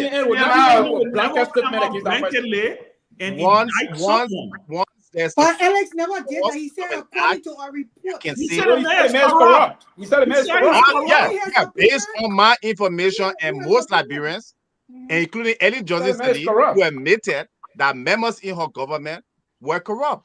Okay, so Alex, someone else gonna talk now. So let me say this. Alex. I'll give you a perfect example. You're not the only one who don't let people who don't let people corrupt. No, but you're refuting Ellen Johnson. Alex, but you can't. Oh, I mean, look at my voice gone because you don't want to talk like this. No, let that's go. Small. Yeah. So, for example, let me give you an example. You can say, I can sit on this platform on national radio and say, Senator Abraham Darrell Dillon is a pathological liar. And I can point to where he's lying and apologize to even his mom. Okay? I can say that. That's a fact. Right? But again, like Ben said, when you're saying people are corrupt, I have learned this. I have been. It's not a fact. It's not. When the man said you. No, but he has not admitted that. When he admitted that, that's a fact. So when Ellen Johnson admit that her government is corrupt. Ellen Johnson did not call names. Ellen Johnson admit that her government is corrupt. Ellen Johnson said members of when they see Amara there and call the CDC government corrupt. But because somebody doesn't mean we should do it. This show is not Ellen Jones show. Let me say this. Let me down this note. Alex, focus on the issue, then focus on Ellen. The only point here is this, right? Corruption. The only point here is this, Alex. Just 1 second, please. The only point here is guess. Guys, the only point here is this. On the show, I will focus on Ellen Jones on the show. Let's focus on this issue. Okay, let's focus on the issue. The only point here is this. Everyone should speak on who is corrupt and who is corrupt. We agree. Everyone should speak on that. All we're saying is, for the benefit of the audience and this platform, I can enjoy when Dr. Peabody is vexed. But Dr. Peabody, remember when you said we should hold on? Or the from the VP before we brought that guy on? You did it for a particular reason. To protect the platform when it comes to people making allegations. But at least, even if that person came on, we can say allegedly until we see the facts. And you know what? I used to do that as well. But I've learned, I have grown. That's your point, brother. You don't tell me how to make blankets. Hey, God. You don't tell me how to speak. I'm done, man. I'm done. Go ahead. You can speak. Bring Kenabu on. You can't educate me. When I regain my voice, Alex, I will interrupt you on the platform nonstop. You interrupt me all the time. Okay. All right, so guys, thank you. Defending your corrupt politicians. I'm not trying to control the show, but I think the tradition has been that when you're not talking, you mute yourself. I've been putting text messages in the chat room because many people are not muted. They are not muted themselves. So I get a lot of feedback, and I don't know. The moderator has just been resting. He himself, his line is open. So, thousands of people listening to us. We are competing with all the platforms. So we need to be, kind of straight on and focus, because when I came on, the topic we're on was what happened in Monrovia today and the issue of corruption. But guys, hear what I will say. I know my brother Alex wants to go into history, which he's doing that rightfully so. But I will say this. And I will set the example. I will use my own brother, Councillor Tiawan Gongla, as an example. He's working 2 governments. He worked in Emosoyo government. He left from there with literally zero. Naka, nothing. He went and started his law firm. He didn't have a house. He moved in an apartment. There were other ministers, other officials who built a house during the same government. He didn't build a house. He worked with L.M. Johnson Salih. He left that government. He didn't have money.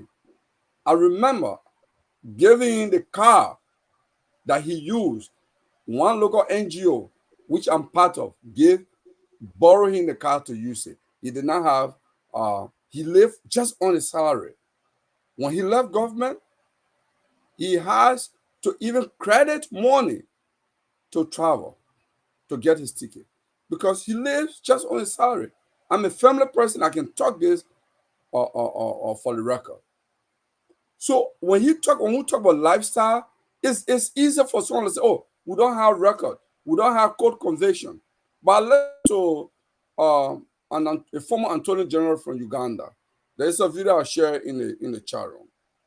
He said some of the people who are coming government claiming that they have travel pardon, they save money from the travel pardon, see the material they get when they are working in government. Look at that material wealth.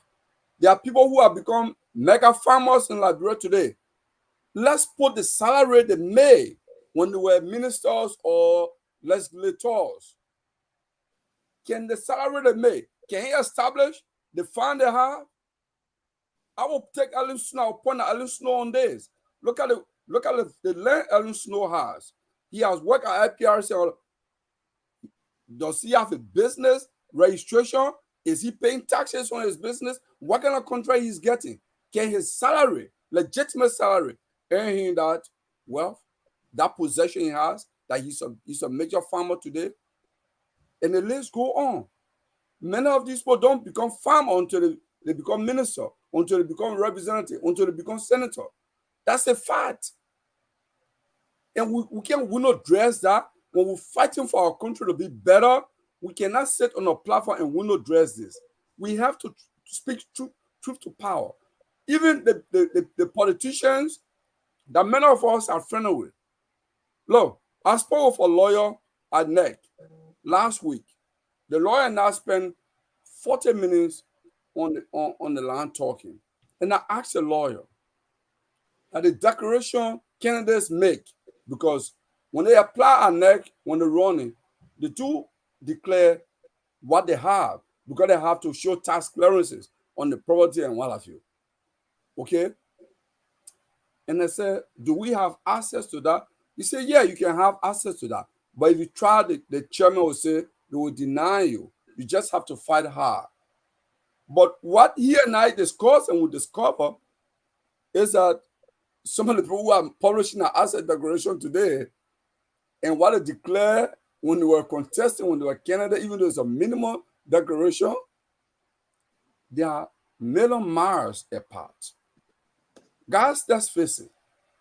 There are people who have published, I don't want to call Nia because you just here for one person, but there are people who have published an asset declaration that even if they claim to have businesses, the question will ask you, are you paying taxes on your businesses?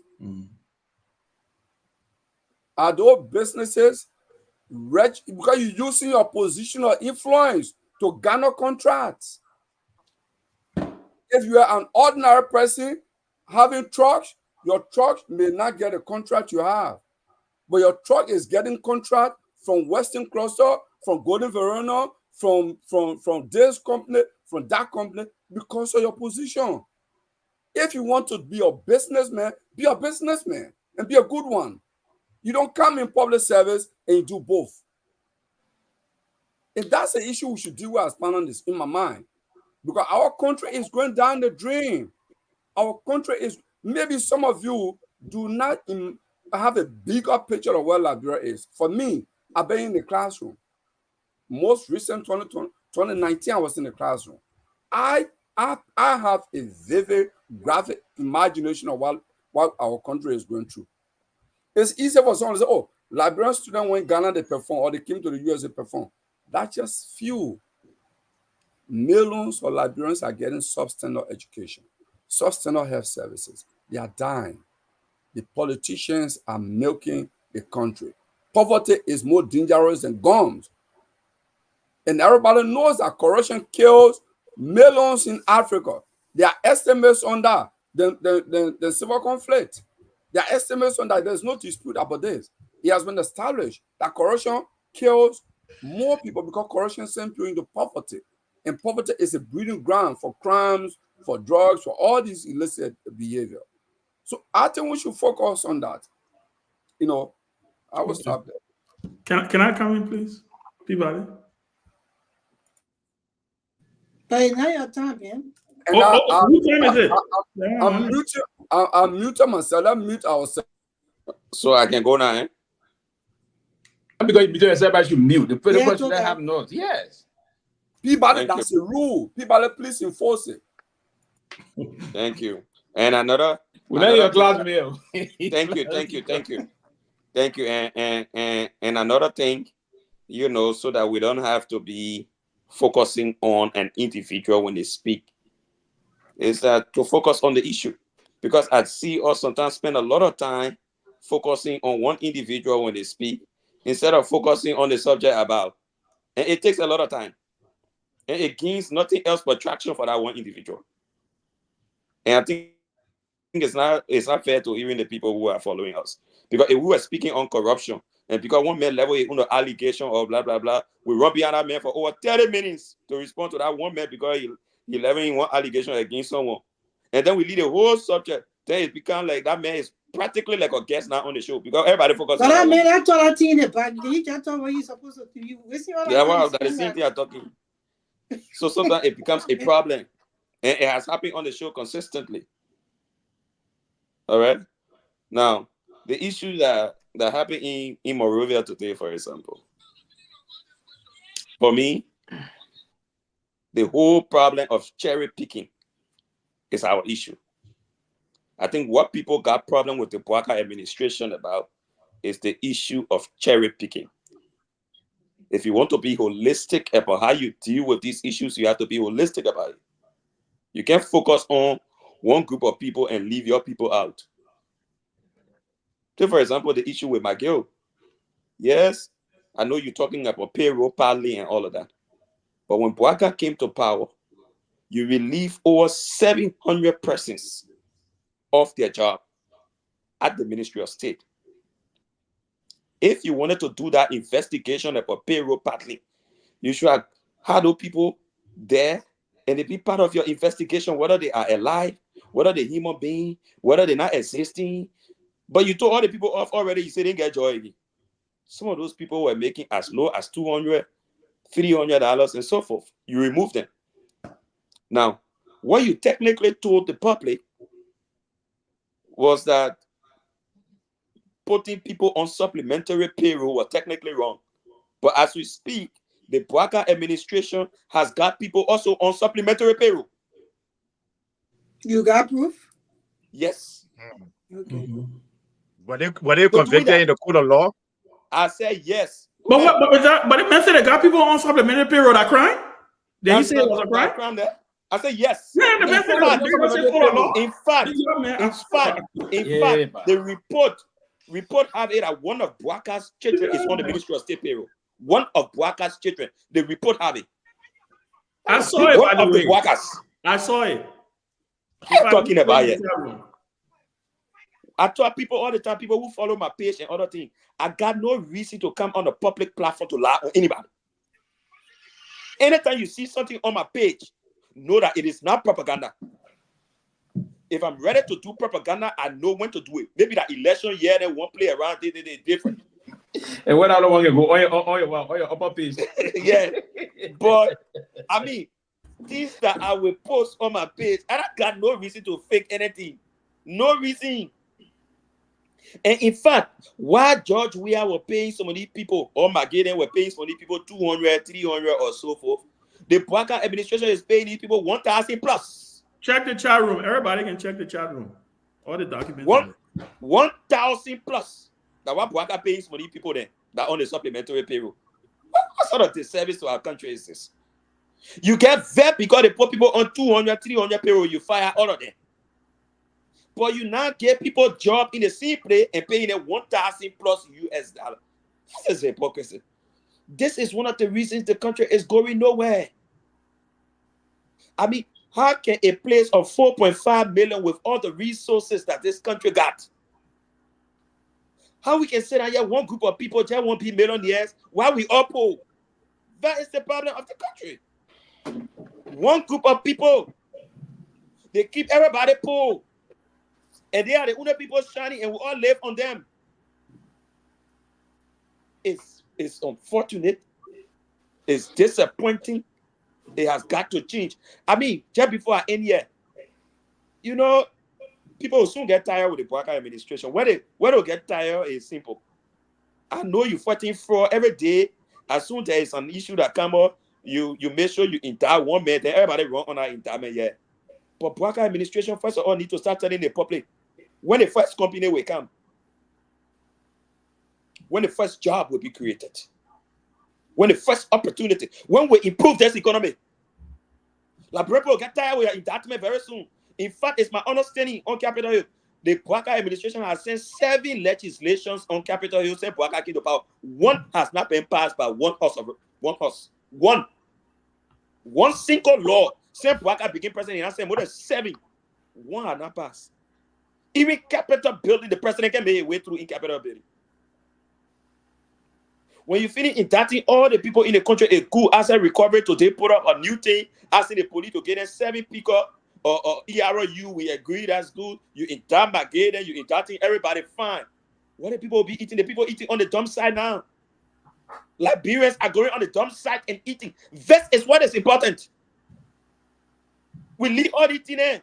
We're focusing on who our enemies are, how we crush them, how better them are not eat in the country, how better them will die out of poverty. This is our focus. We're leaving the bread and butter. When the people get hungry, they'll get on the street.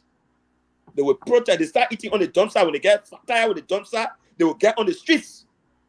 Any government that is not focusing on the well-being of the people and only focusing on always crunching on people with dissenting opinion, you get a long way to go. This thing is not going to pass 2 years if you're not careful. Thank you very much. I think let me comment. I think Liberia is a country of law, and I think if the government indict anyone, they should. I believe people should be investigated. If they are found guilty, they must be punished. Rightfully indicted. Rightfully indicted. Of course, yeah, rightfully indicted.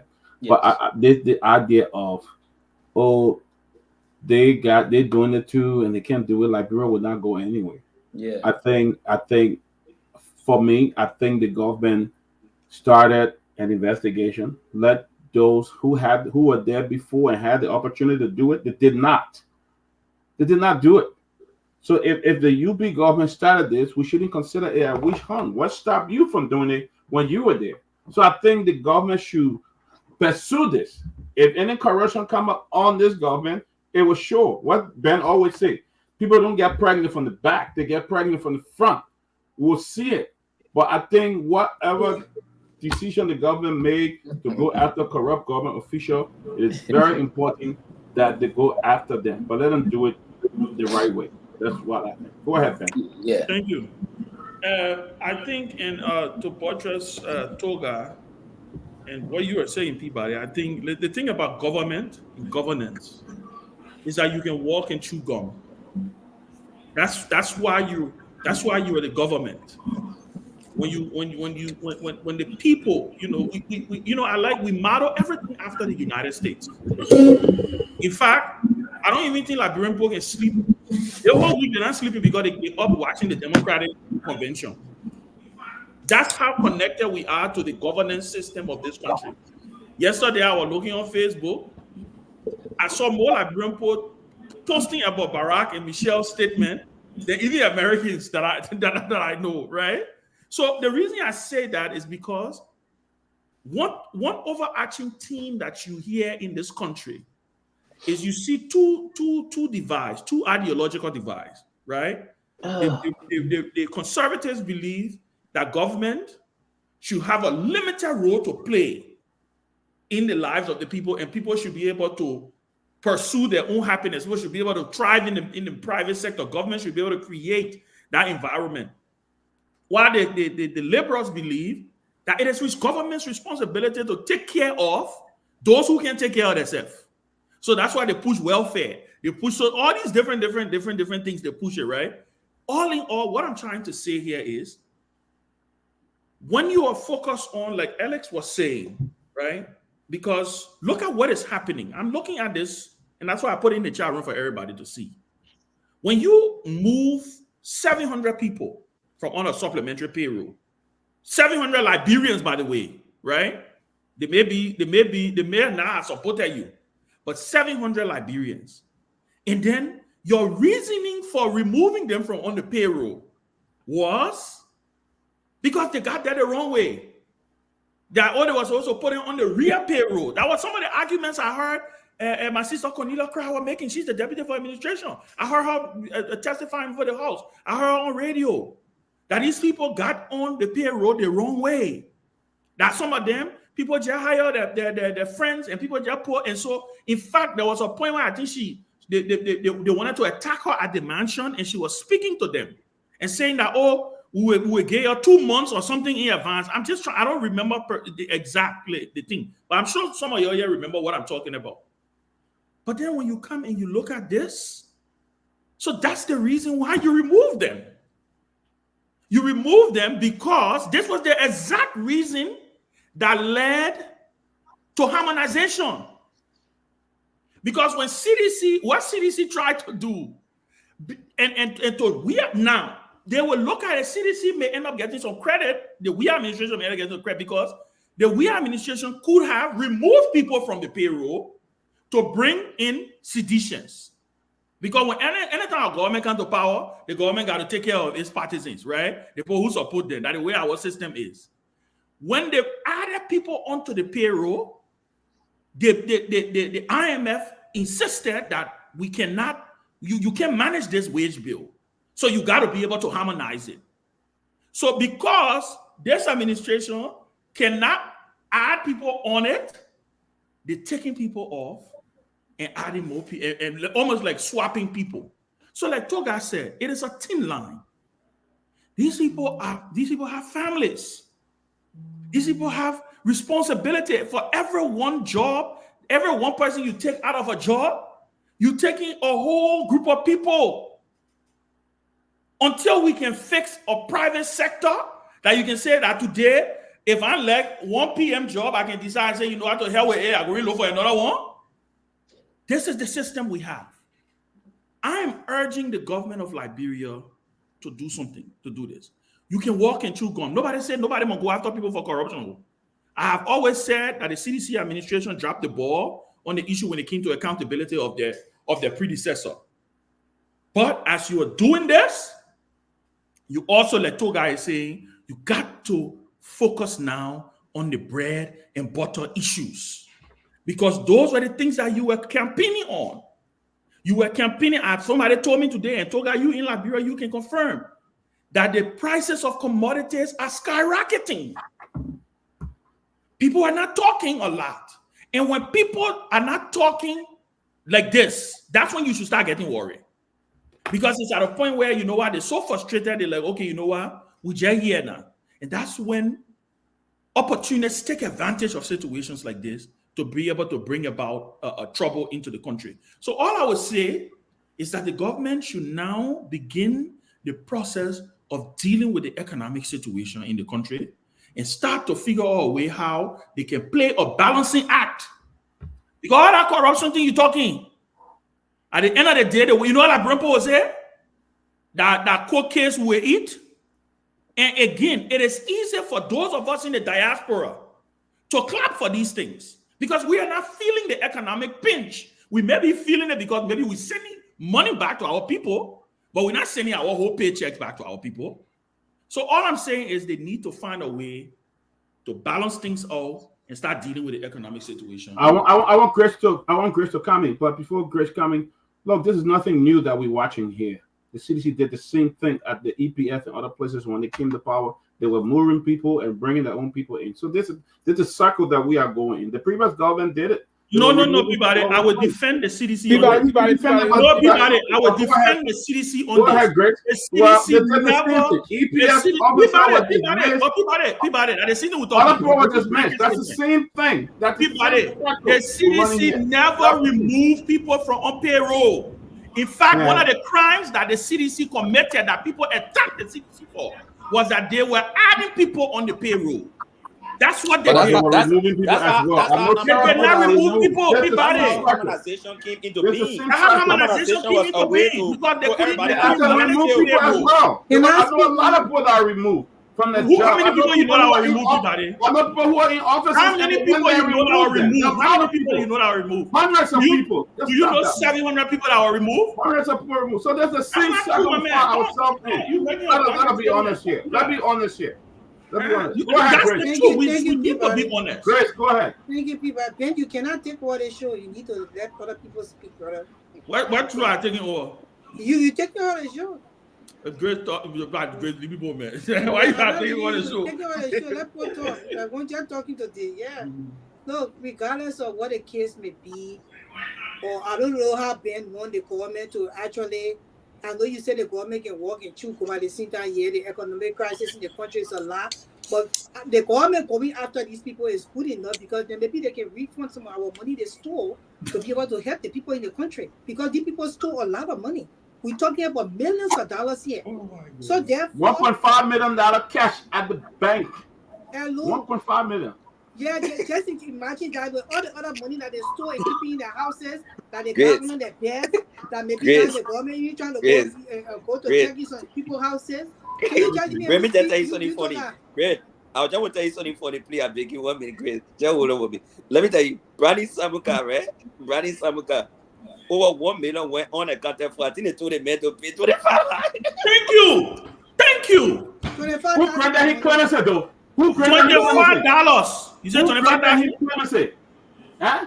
Who granted Brandon Samuka clearance? But that's the point. That's what I say. You're anyway when I saw you I think all the show. You don't know the country, Chris? You're acting like we dealing with a country from space. Ben taking over the show again. Hey, look at everybody and I talking here. She said I'm my own.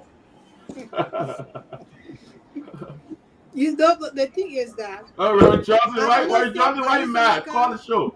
Reverend Johnson, Janet Johnson, call the show. I understand Brandon Samuka pay $25,000 back, but at least he paid something back. It was known that he corrupted the government. That's why he was able to pay that money back. That's a good man about it. So I mean, we just have to allow this government to do what they are doing, and at the same time we to work on the economic aspect of the what it's supposed to do for the country, for the people to maybe start to live their lives and for better things to come to the country and everything. But look, the children in the country, they are on drugs because of the corruption in the country. Women are dying by the day. Okay, men or pregnancy delivery because of the corruption in the country. We cannot sit on this platform and be denying because we got our friends in government or because we got other people we want to protect. We have to say to people like, brother, come to us, don't go say it here. We all have to be able to speak to these things and say what it is. It's not every time that people bring allegations and there are reports made, they say, oh, because he investigated, taking the men off, they were found guilty. Where Eli, bro, you ever heard somebody found guilty for corruption? Since where Eli, what time, in what history? And that's the reason why we keep on telling these people that these two parties will do nothing for the country. The two parties were corrupt. That's the fact. Yeah, they will do nothing for the country until they can change their direction to a new one. So you're telling Commission, what about the Liberian people? And as we get older speaking and the people get older in the country living their lives and seeing their children suffer, one day they will rise up like people can take and they can take no more than what brought 1990 problem. They will rise up. So why they will rise up? So why they will rise up? People stealing. We see people becoming millionaires in government. Where civil servant can never make you a millionaire. It can get you access to other stuff. You can get loan, you can get LPA, but it can never make you a millionaire. These people got millions. Some of them never had businesses, doing nothing. Nobody know how they got this money. And then you just want us to sit here and say because there was no investigation and nobody was found guilty. With that lifestyle of the investigation right here that show us that they stole something. And that's the reason why Joseph Blatter government used to go after them and do the other things that is supposed to do. Nobody can tell the person, oh, you need to buy debt audit or you need to go and maybe start auditing your own people while they're in power. They can choose where to start. And once they start something, it means that they will go to power. And even if this government is gone, the other government will carry it. We saw it that Peabody said drug government did not have the guts to do it because they were busy collecting the money. They are all passing around now with a lot of money. And I will consistently be able to say this. There is no way for men about their body power. Because we knew he came from he had no money. This man had no money. So we know that it's not that I'm coming after anybody, but the truth, that's the truth. And all of a sudden, you can bury your money or basically, and you can even have money to do this, and people see that you got money, you pay a whole island for your work. Come on now. And y'all say that we should just sit here and say, oh, nothing happened, the man earned his money. We want to know how he got the money, and we want to know why all those people were on the payroll, so that the government will investigate this. And we are looking forward to the proper investigation and evidence and testimony and everything, so that that people can set somebody in prison for the freaking corruption that going on in the country that got people dying for poverty. This is very serious. It is. Dr. Peabody, can I come in, please? Yeah, it's my No, Sylvester, please give me 30 seconds, please. Go ahead. Just 30 seconds, please, Sylvester. I'll make it 45 seconds. Grace, it's hurting my head. You are talking about how the man built this. Have you asked Joseph Boakai? Have Joseph Boakai told her where he got $100,000 from to share before he became president? In North America? Okay, on Joseph Boakai. Wait. I answered a rhetorical question. It's a rhetorical question. So great. According to you, that wouldn't the next president also investigate? Exactly. How can we investigate now? Grace, wait. Oh, okay. So he must do the wrong thing. Thank you. And then okay, I see your understanding, Grace. You are asking, Grace. I asked the member 40 seconds. I asked the member 40 seconds, man. The only reason I mentioned that is this: you want the public and you want us to give credibility to an administration that is corrupt themselves, have made all the wrong decisions. The same thing you're asking Joseph Boakai to do to other people, he's doing it himself. So we must wait first until the next government comes to question Joseph Boakai. The man is not credible. The man himself said you are living on you are broke. You are living on loans. Suddenly, when he became president-elect, he's issuing $50,000 check. Where he got that money from? Nobody knows. What had become of how you call the things there, man? The folks who organized the inauguration report. Have we heard anything about it? The next government will investigate it. We're waiting for the next government. Sylvester, Thank you very deeply. Sylvester. For this process, I will not tell you that what happening in Joseph Boakai government is right. Joseph Boakai government is not my cup of tea. I did not even want Joseph Boakai to be president. So the next government will investigate. So I just say to you, although you see all these things that he's doing, there's paperwork to prove and this and that. How can we say, okay, you're investigated president when the House of Representatives, the Senate themselves need to be investigated? So the country is in a total mess. That's what we are saying. So if the government say that they're investigating other people, we buy into it and can find some people guilty to bring some of their money back. We'll take that. That's what I'm saying.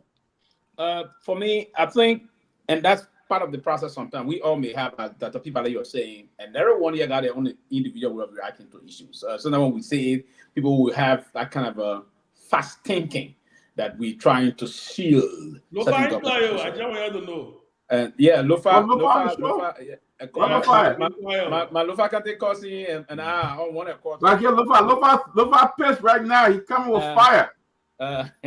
No, I told him many traditional zones are watching him closely. So you can go south. Why you go south? But yeah, here's what I believe in terms of this process, and it's not like we have to. God, hold on 1 second. Anybody said this woman is so stupid, we're gonna block you. That is a very you can't insult somebody. It's wrong. It's actually, and I'm gonna and agree. We're gonna block that person. I'm not even gonna call the name to dignify them. We're gonna block them. Panelists is wrong. For you to sound that way is wrong. Then yesterday, one of them even referred to me and someone that I didn't know somebody sent me information about. Someone that is a disgraced high school dropout. Or referring to me as a dumb disgrace. That's about it. In the future, just my suggestion: don't even read their comments. Just block them. Neo-progressive. Insulting is bad. Because if you don't agree with them, don't do it. But why are you insulting somebody? Saying it's stupid. My view is my view. You don't have to agree with me. Exactly. If you disagree with the person, then when you study about you want to kind of insult someone, they kind of place. My view is my view. If you don't agree with me, block you. Okay. We can want to protect the interest of the show. That's why we can't go out there sometimes. But these are no. I mean, but we're not going to tolerate people cussing people. We'll block them. About the process about what is unfolding in our country today, and that's part of the reason why in the public space we always collectively say if you want to talk about equity, your hands should always be clean. Right? So if you came in to say the agenda is to fight corruption, everyone encouraged to fight against corruption in our country. Everybody. This process that you invited Mr. Mangill on today about this supplementary pay process, it's a legal process that is that can go through the system. Supplementary pay, for instance, you have certain people, the government legally agree that we are certain people for this process. This current administration is doing that currently. We're doing this issue. Why are you inviting someone to just bring attention that those people past were corrupt? No. And you're doing the same and you're inviting. And very soon, as Suga was saying, if the people get to realize, when they come to the realization that this process is done for what we call for some political motive, and then just to keep the Liberian people, and the major thing is not being done, trust me, there's going to be some schools that are going to be loose up. And when those schools are loose up, there's going to be some tension and trouble back in the country. Now, there's multiple situations that's unfolding in the country that we need to pay our attention to instead of distracting the people and I want to do the people business and believe that you're fighting corruption. But there's not corruption you're fighting. We just have to focus on those points. I would never come for instance personally to say I'm coming to defend someone individually or the institution individually. There is this mindset.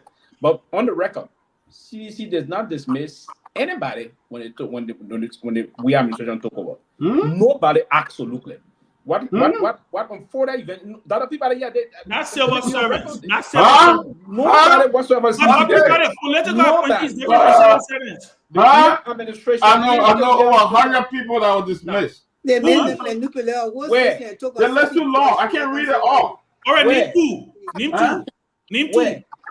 mean, Ben. Yeah, I said name two. Over 100 people that were dismissed. Why you messing is they fired these people. They were late. I said that name two. They were let off. They were let off, right? No. Why you messing? They were less. I think you're missing something up here. You talking about political appointees? When Kim CDC came over, they did. They were less. I was circulating said these people should be employed. These were CDC did not dismiss nobody from the civil servant. Both civil servants, political appointee, yes. Man. Nobody. What the president did before he took over, immediately after his inauguration, he dismissed all of the public officials and asked HR's heads to be acting in this position. Oh, so he didn't dismiss nobody. But people are two different group of people now. That educate our people. Yeah. There's political appointees and there's civil servants. And what guy did it see? My man, people were removed and other area was used as a dumping spot for citizens. That everybody 1 minute. I mean, people on the show, man. You want to disrupt the show. Well, let's be honest here. Let's be honest. Let it be made known. It's the same cycle that's going on. We provide everything. Let it be made known here tonight that even those that were even dismissed at the time, it is that the president made that announcement, but immediately January 16th, all government officials, even if your government have won, you are considered dismissed. Dismissed. The president, the Constitution is clear. Until the president reappoint appointees, presidential appointees. You consider dismissed on the afternoon when the president take the I'm not talking about former minister, former governor. They had to move, but I'm telling you about people. This is the same cycle we're looking at right here. So why are you blaming the UP? I challenge you to call two names. The did not dismiss anybody. I challenge you to call two names of civil servants that were dismissed by CDC. Nobody. Don't tell me to call two names. I said call two names. I challenge you two names. We're having a question answer period. I can call 100. Don't make me get embarrassed. Yeah, I said call two. I said 100. Okay, let me call one name. Hey, call the name. Call the guy Morgan Nigga. No guy. Let me conclude. Yeah, but listen, Dr. Peabody, and I will say this right. I'm on the record, and part of that process is that I was in the government, and we everything that unfolded at the time the We administration. What we even said was an interview. The president have traveled after the United Nations, the first visit to the United Nations in 2018. The president returned to the country, and there was this question to him about government people. He said no. He said he did not come to wish on anybody. No one going to get out of their job. He emphasized that. He said nobody. He said even his partisans were angry because there was this huge anticipation that the president would have taken everybody probably from the party headquarters and dumped them into government. He said, no, it's not going to work that way. And we are not going to dismiss people we met in government. He said, no, he's not going to do that. Right? And since the president didn't do that, so what they did was... Okay, you ready for me to give you the name? I got the name. Want me to call the name? Let's go for name now. Let's go for Thomas. You want to call the name now? Peabody, okay to be wrong. Listen, let me get the name. My friend Victor Kaiser was the head at the hospital. He's a presidential appointee, Peabody. Well, not presidential Victor Kaiser was a presidential appointee. Victor Kaiser. He was the head of what? Presidential appointee, Peabody. You were the head of what? You were the head of what? Victor Kaiser was a presidential appointee, Peabody. He was. Victor Kaiser was not a presidential appointee. What was his job? He was not. Where? They went and fired Victor Kaiser. What was his job? President Weah said he did not want to see him there. He fired Victor from that job. Peabody, what was his position? Why you say that lie? You know what was his position? Why you give us a question? What was Victor's position? What was Victor's position? We have fired a lot of people. I name you one that you can't. Peabody, what was Victor's position? But you say you get one on your knee. Peabody, what was Victor's position? You don't manage nothing but Victor. Victor, I'm my friend too. Victor was not working. Victor was working there on a what was his position? On a Weah administration. What was Victor's position? What was Victor's position, man? Peabody, what was Victor's position? No, but you see, that's the answer the question. Talk the truth. I don't want to talk the truth when it comes to certain people. The same thing that's going on now happened in Weah government. Why you guys don't want to accept it? Reverend Dr. Peabody. Reverend Dr. Henry Peabody. I don't care what you call me. What was Victor's position? What was Victor's position? Yes, what was the position they fired him from? Yes. But Victor was appointed by in Weah administration. What was the position they fired him from? He was the CEO at the hospital in Nima. Thank you. And the CEO is a presidential appointee. The president fired him. The president can fire him. That was Victor guy appointed. We're talking on the general basis of firing. We're talking the general basis of firing. No, talking about firing. Was hired by the Minister of Health. All right, Peabody, let's do justice. Did not want to see the guy there. Peabody, let's do justice to our audience. No, you're not doing justice because when it comes to no. Wait, Peabody, let's do justice to our audience. Let's do justice to our audience. We educate. A lot of people are listening to us. The CEO of the Jackson F. Doe Hospital is a presidential appointee. Joseph Boyka just gave Victor Kaiser a green letter. The president, when the president of Liberia is elected, everybody who has a presidential appointed letter from the last government is deemed fired. The president did not come from the last government. He did not come from the last government. Listen, that's not argument. I ask you, the president did not come and fire civil servants. That was what I said. I never said he changed there were a lot of people that were appointee. removed. Even people that were trained at the EPS were removed because the president wanted to bring their own people in. Let's be honest here. Come on, man. Yeah, how about more nigga plan? Let me just tell you something. Even more Ali, you know more Ali.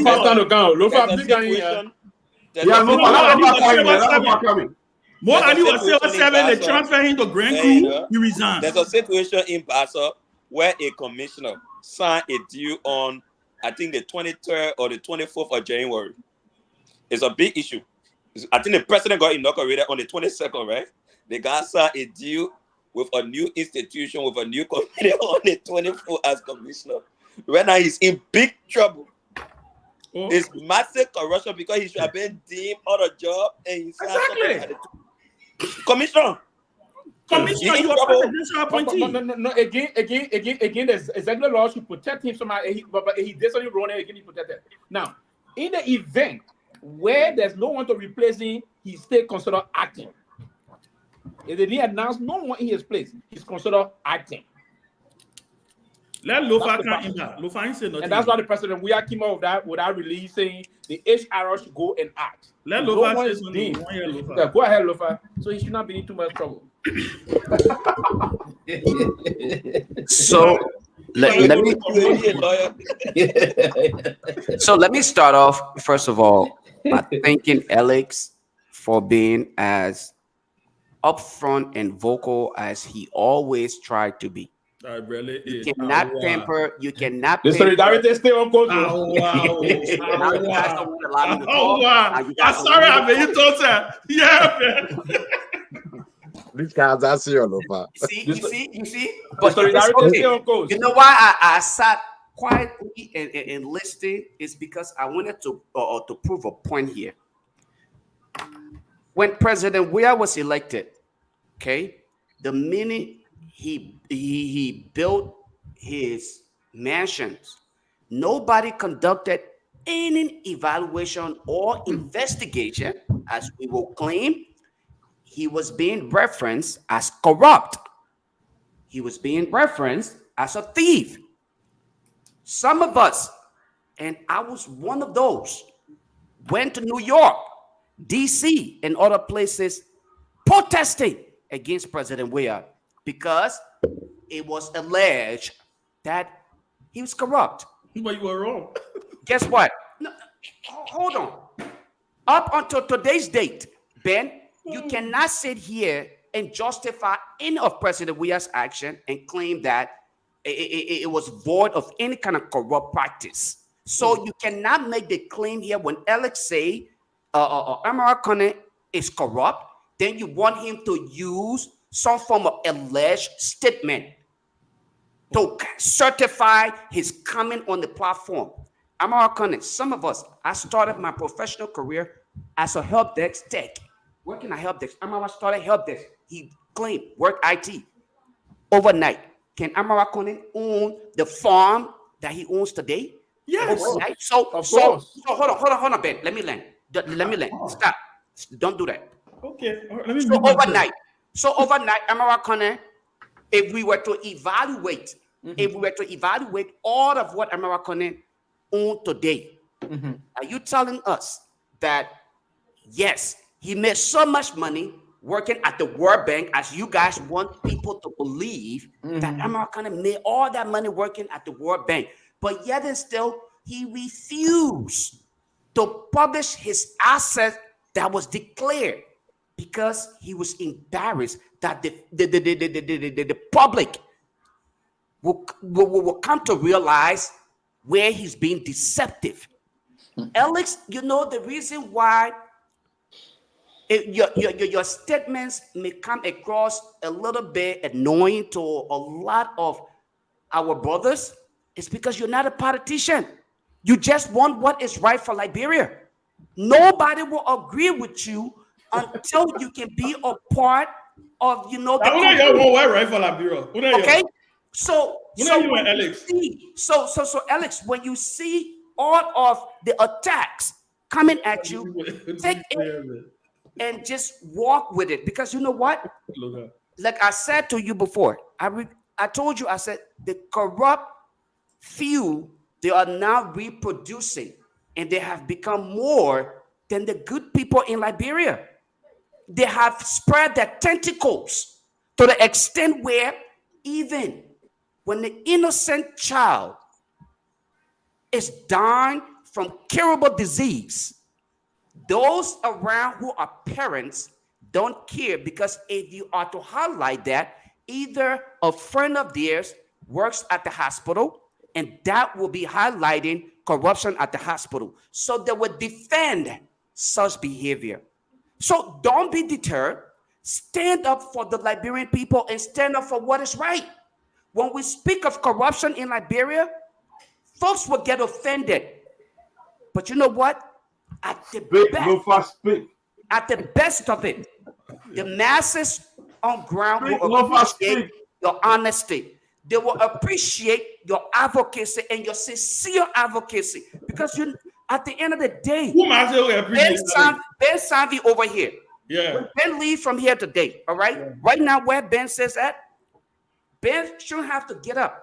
Ben has a remote in his house where he pushed the remote, it takes water out of the fridge and hands the water to him. He drinks. What does I have to do anything? Exactly. So now Ben will not sit here and tell you, oh, everything is this and that in Liberia. But you, Alex, you been there. Okay, you live the life, and you've been through all of these things. So you're fighting for Lofa, the come on, I need to respond to Lofa. So hold on, you're not letting me so big. Not So for the all record, I of need you to respond to you're not Lofa. letting me so big. You're not letting me in. He's talking about my remote in my house. I need to respond to him. I know. Let me land. To be honest with you, we can't be doing these things, bro. To be honest, let's be realistic here when we discuss national issue, because at the end of the day, there are people who are going to bed hungry, though. There are people who are dying from curable diseases. You and I, Ben, you know, if you were to push the button on your phone and dial 911, you're not questioned as to what you need to pay for gasoline.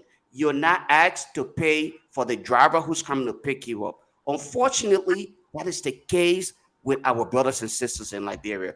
When we are to talk, okay, about quality education, your kids and that of mine, they are trying to acquire the best of education, and that comes with the system. Unfortunately, the system can never provide these amenities to Liberians. If the corrupt few continue to do what they're doing and they are being protected to some extent, the law, because the system is so faulty, it protects these individuals from being prosecuted. You alluded to something that I want to highlight here. You spoke of Brownie Samukai, of everything that he did. You and Alex both. What became of it? He was literally just pat on the back of his hands, and he walked scot-free. What becomes of those who were victimized?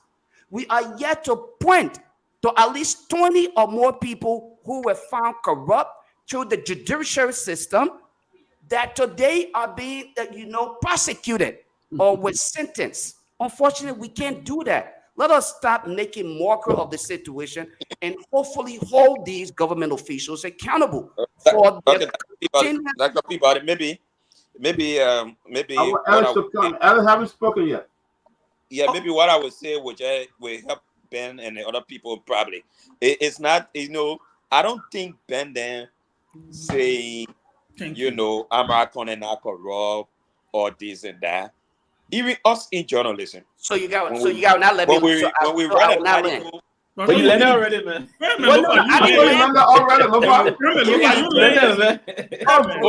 everybody want me to learn. Okay, I'll keep quiet. I know, for example, under the George administration, there was an asset recovery team. They think Councillor Serena Cephas and other people were on that asset recovery team. One of the persons that they put up on the light on was American. I know that for a fact. One of the persons that they put on the light on. They didn't find nothing. No, it was not that they did not find anything. Nothing. They did not. The first thing, that entire asset recovery team was squashed at some point. They were not that for finding anything. They did not even pursue these cases to logical conclusion. But Ben and other people are not saying that these people are not corrupt. They're only saying the way to use it. Because, like, for example, the asset recovery was not followed up to any letter like way the Puaka's administration is putting out an arrest warrant now or Interpol and for Tue or other people and stuff like that.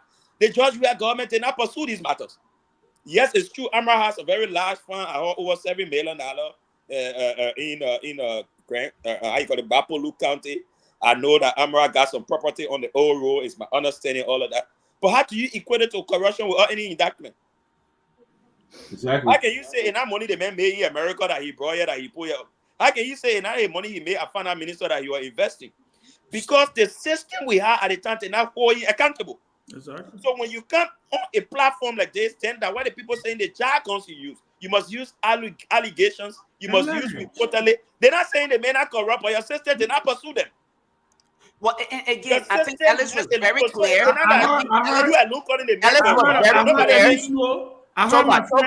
Alex was very clear when he said. Alex provided information. I heard Edwin Snow on a radio station. I think on OKFM. Somebody called Edwin Snow to ask him because I think Alex talked about that. Somebody talked about Edwin Snow farm.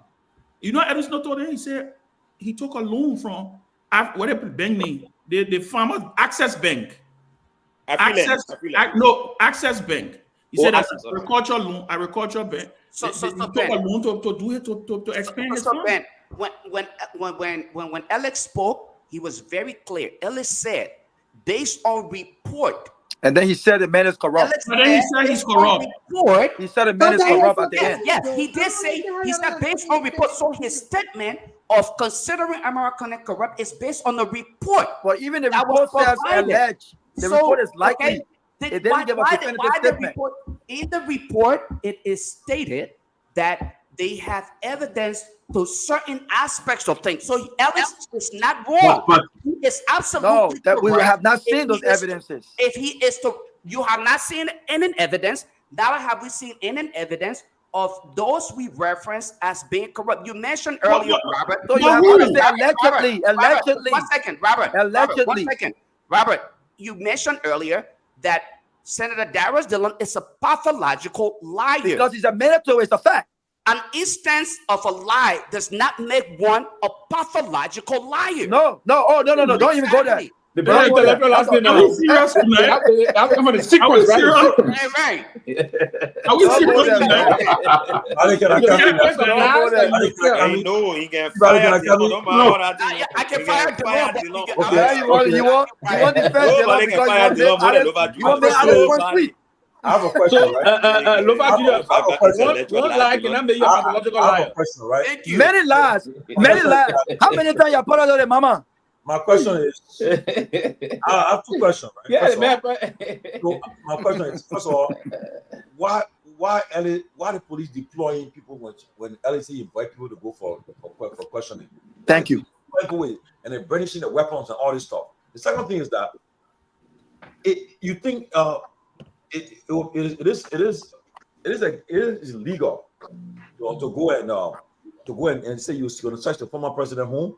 Can a court get order to somebody to do it? Can it happen? Because this is what trending though. Is that true? We are receiving information that this is what they're doing. If you look at the letter from Clark Martinez asking for police to go, they change the office and get them police pickup of ERU.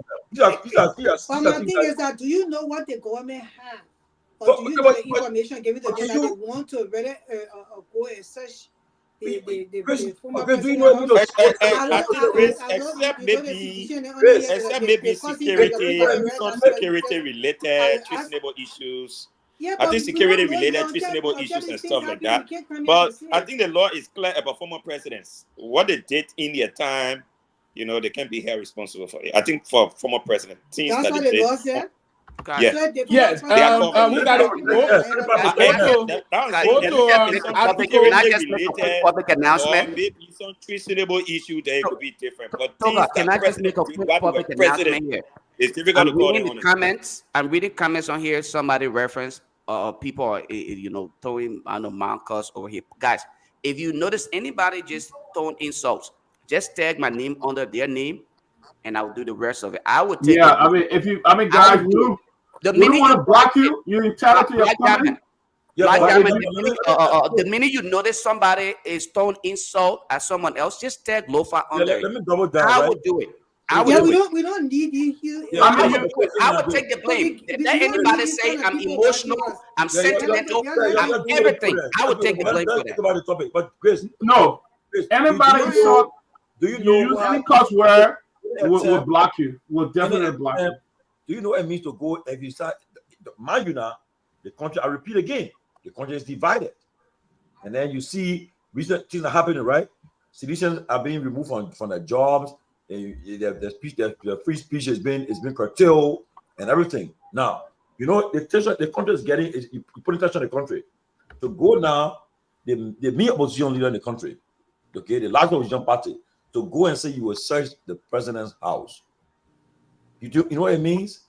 They search Donald Trump house. And all these things happening too fast. What is law? For me, it's about the law. So the law of our country. The laws in America, when it comes to that, I don't know if that is in law guy in Liberia. Liberia, maybe law in America. So well, no. Not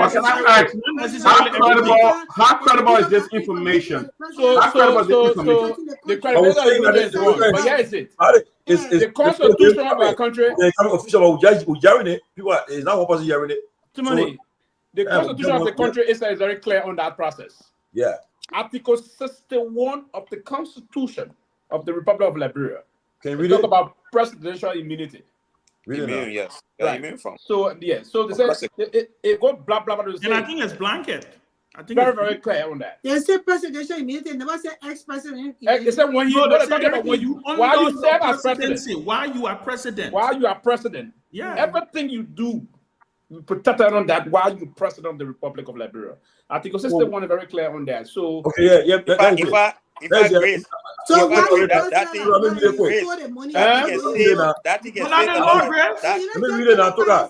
only part of Article 61 before you read the NRA will say criminal issues. The president should be immune from any suits, action or proceedings, judicial or otherwise, and from arrest, detention, or other action on account of any act done while president of Liberia pursuant to any provision of the constitution and laws of Liberia. So now.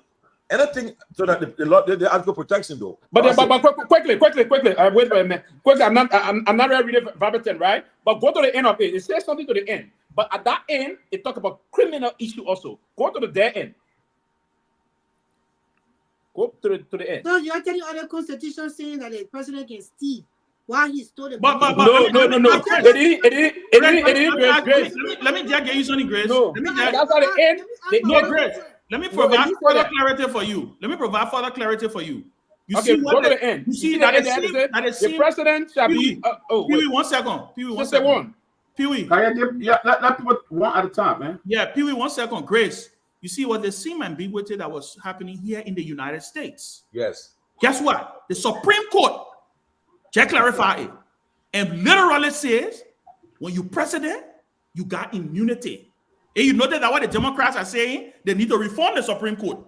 Because the Supreme Court, there was a question about whether Donald Trump, his lawyers was using that to say he's immune. They're not supposed to be going after him. He went to the Supreme Court reaffirmed it. That's why you see the special counsel now in the Donald Trump case has asked for a postponement because he's trying to figure out how to proceed with the Supreme Court's opinion. Yeah, so, Ben. Can we please the Grace point? 1 minute, Lofa. 1 minute, Lofa. 1 minute. I want to zoom in on this for you to read it. But for the sake of our listening audience, can you read completely this particular article here, and then we can discuss it because we don't want to confuse our people. But before I read it, Grace struck a very important point also, and it will answer a great point at the end. So it says Article 61. The president shall be immune from any lawsuit, actions. You got to bring it back. You got to read it as I read it. And you got to bring it to my level a little bit. Don't see. Okay. Is that good? Okay. It's okay. Yeah, it's okay. It's okay. See it like this. Any suit, action, or proceeding, judicial or otherwise, and from arrest, detention, or other action on account of any act done while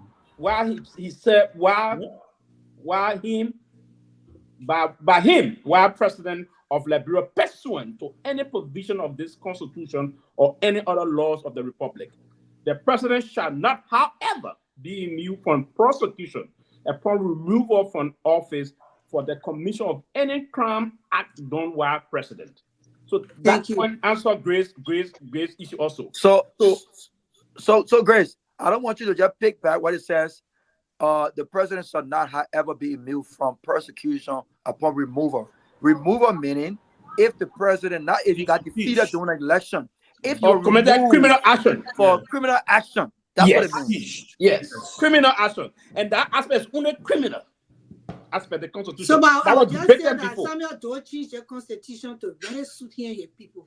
Because they were not Samuel Doe. They were not Samuel Doe. It was group of intellectuals. Now, intellectual, you have a constitutional committee. Amos Sawyer chaired this process. It was not Samuel Doe, Grace. It was. Say the president can steal, but when you move from office, you can't get behind because you can't try to prosecute you. Grace, I spoke to a lawyer.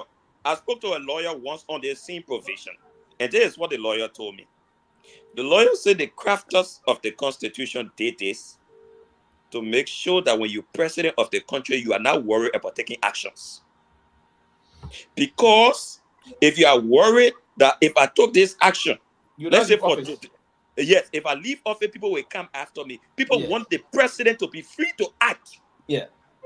That's So what you I should be know. free to steal too. No, it's No. not just you are looking at only one thing. You are looking at the criminal. But take for example, the illegal dismissal of the young people from MCC, for example. When the president leave power, then those young people sue the president and say, can't you go for illegally removing or you will pay or your salary you took. So you don't want to start that every time the president thinks about taking a decision, you got to be thinking twice, what will happen next?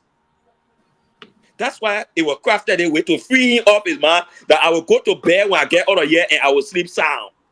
But then they were supposed to add the part where if the president invests some money from the country. They were supposed to add that part. All right, but let me ask this question. Is it true that there are attempts to go and search the former president home? So it is unconfirmed, but it's a high. Well, it's credible. There's credible. Let me tell you. Let me say what I know. There's credible information that they are trying to find the legal backing to do that. Oh no, that's wrong. That's wrong. Yeah, but I can tell you that they are trying to find the legal backing. You gotta be very careful because that's very wrong. According to their source, here's what they are thinking. Here's the naive thing they're thinking about here. They believe that the president got some government property in his compound or whatsoever thing. That's the kind of a thing they're thinking outside of the line. But that is, they will be terrible. They will be dangerous and very terrible. That would be that would be a mistake on the part of this administration. Again, I think that if there are any information, government properties, are you kidding me? If there are any information as it pertains to any criminality or anything of that sort, I think that this administration have what it takes to go to legal route. Randall Bwaka. Taking people. Damn, remember, yeah, man. People talking, they interrupting people today. I don't got no voice, man. You are still on. You are still but being everybody seen, get though. talking. I don't have a voice. Robert, you are still being seen and heard. Yeah, but you can't be putting the thing up while we're talking. But right, it's still improving your voice, man. So let me the say voice this. improving. So keep on talking more. Yeah. Robert, you give me some juice. You still right, you are still being seen and heard. Go I'm trying. Round, take some Hennessy on the rock. No, I'm trying, my man. I'm trying. Yeah, but listen, on a serious note, let me say this. I think it would be a bad idea for the government to attempt to enter the compound of the former president. Yeah. I can tell you right now, the former president and his people will act. They will not allow you to enter that compound. I think it's a bad idea to do that. So you inciting violence on in the grounds country? that the president might have government property in his house. If the president have government property in his house, take the president to court. Follow the legal. Exactly. You can't get people and go to the president's house to search for proper government. No, but property. let me ask a question. Let me ask a question, Robert. Robert, let me ask you a question. What if, and I'm asking a question here, right? Because I don't believe they would just get up and go say they're searching the former president's house, right? What if they are able to get a warrant? What if?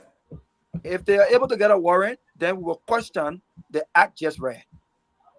That's what I'm saying. That's what I'm saying. Right? So I don't think the Supreme Court will back that. Okay.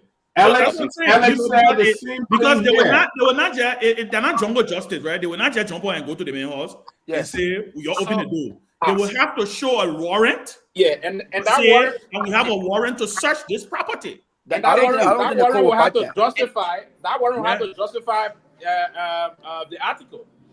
Well, you're talking here like the law that's serious law in that country. They can do anything. The people can do anything. The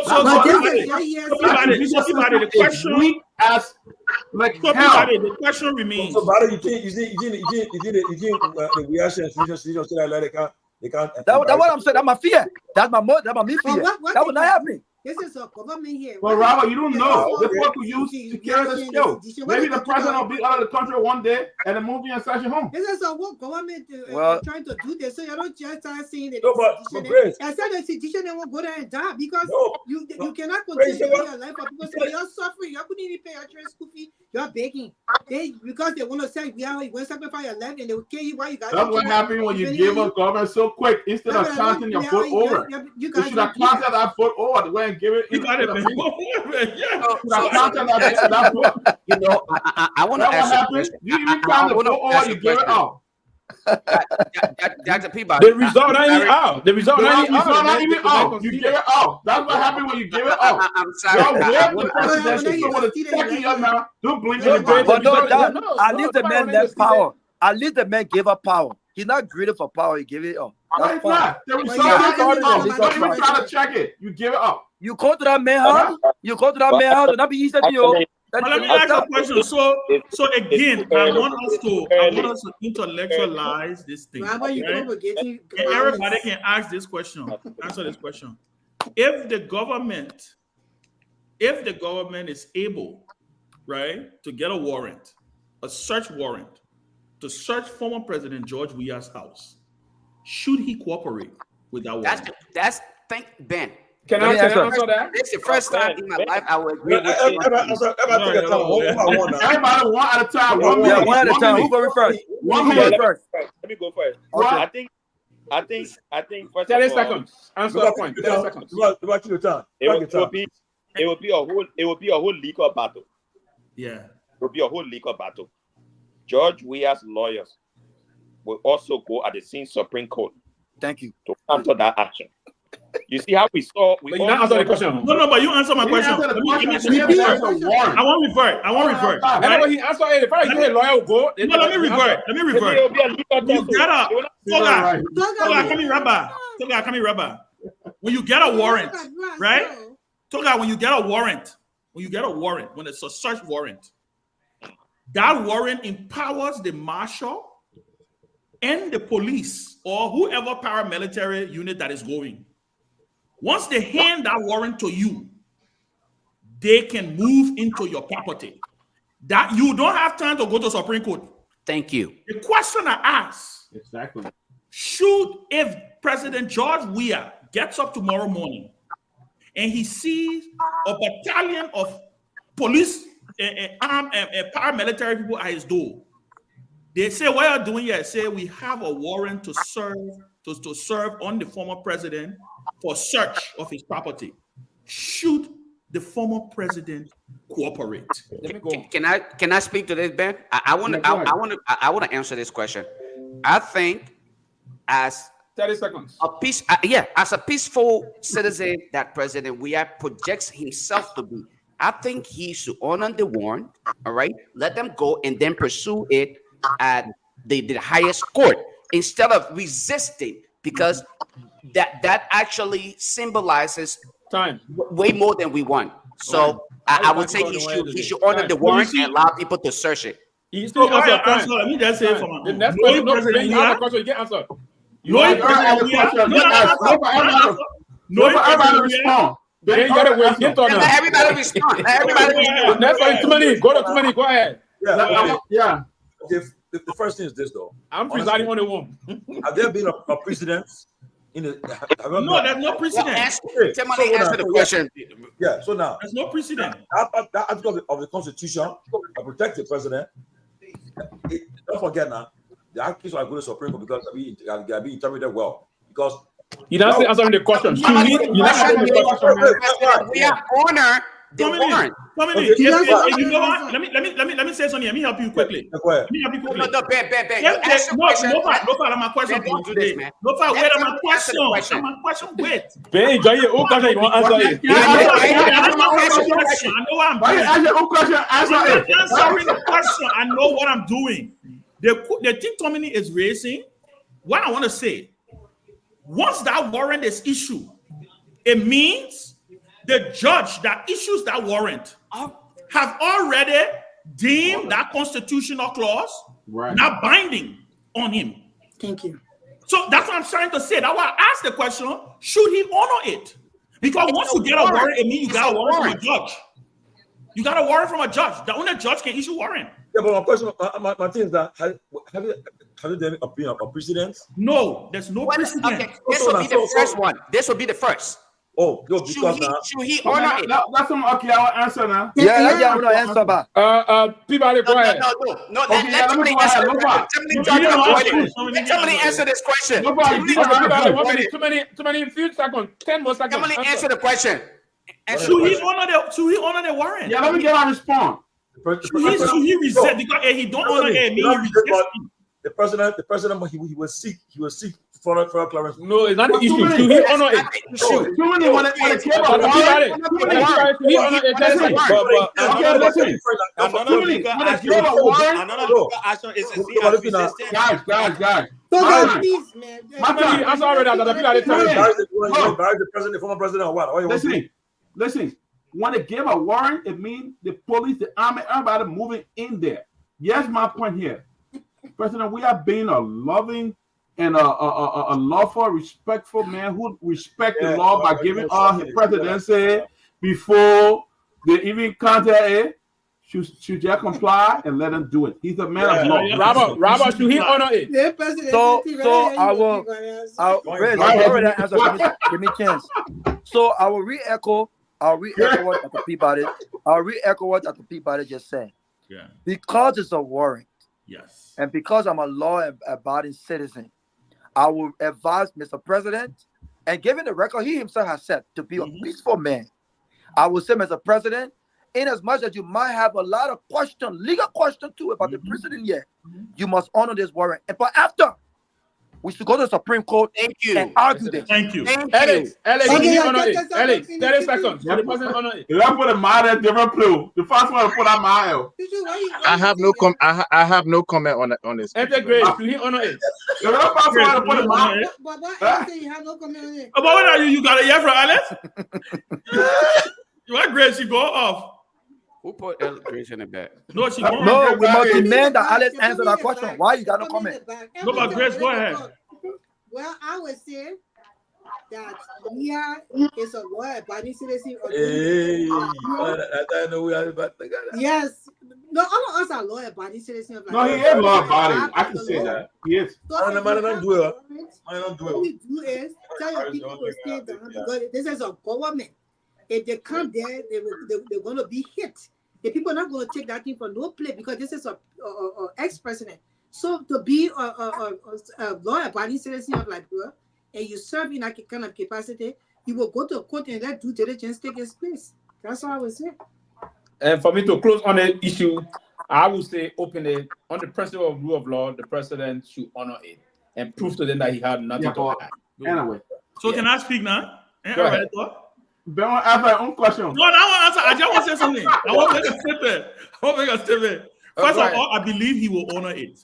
But no, I believe he will honor it. Let me tell you why. Thank you. Let me tell you, I believe he will honor it. But let me also say this: it will be the stupidest decision this government will ever make. Yeah, especially when they find nothing. Especially when they find nothing. Tell you what will happen politically, right? Because look, there's something Charles Bronson used to say: the law has reasoning. Sometimes what is legal is not always expedient or right. Oh, right. So, if this government is able to secure, because like I said, the information I have received is that they are trying. That is the reason they are trying to find the legal backing to be able to say they get a warrant to do it. Right? If this government, for whatever reason, whether they twist or George Arm or whether they get George to issue it or whether they do anything, if they're able to get a warrant and they enter George Weah's premises, it will be a misstep, a complete misstep. I can tell you, it will be the beginning of a major political crisis. That would be wrong. That would be bad. It will be a complete misstep. It will be. It will require even ECOWAS to get involved. I can tell you that clearly. That would be wrong. That would be embarrassment already been caused. No, but it's not about embarrassment. It's not necessarily about embarrassment.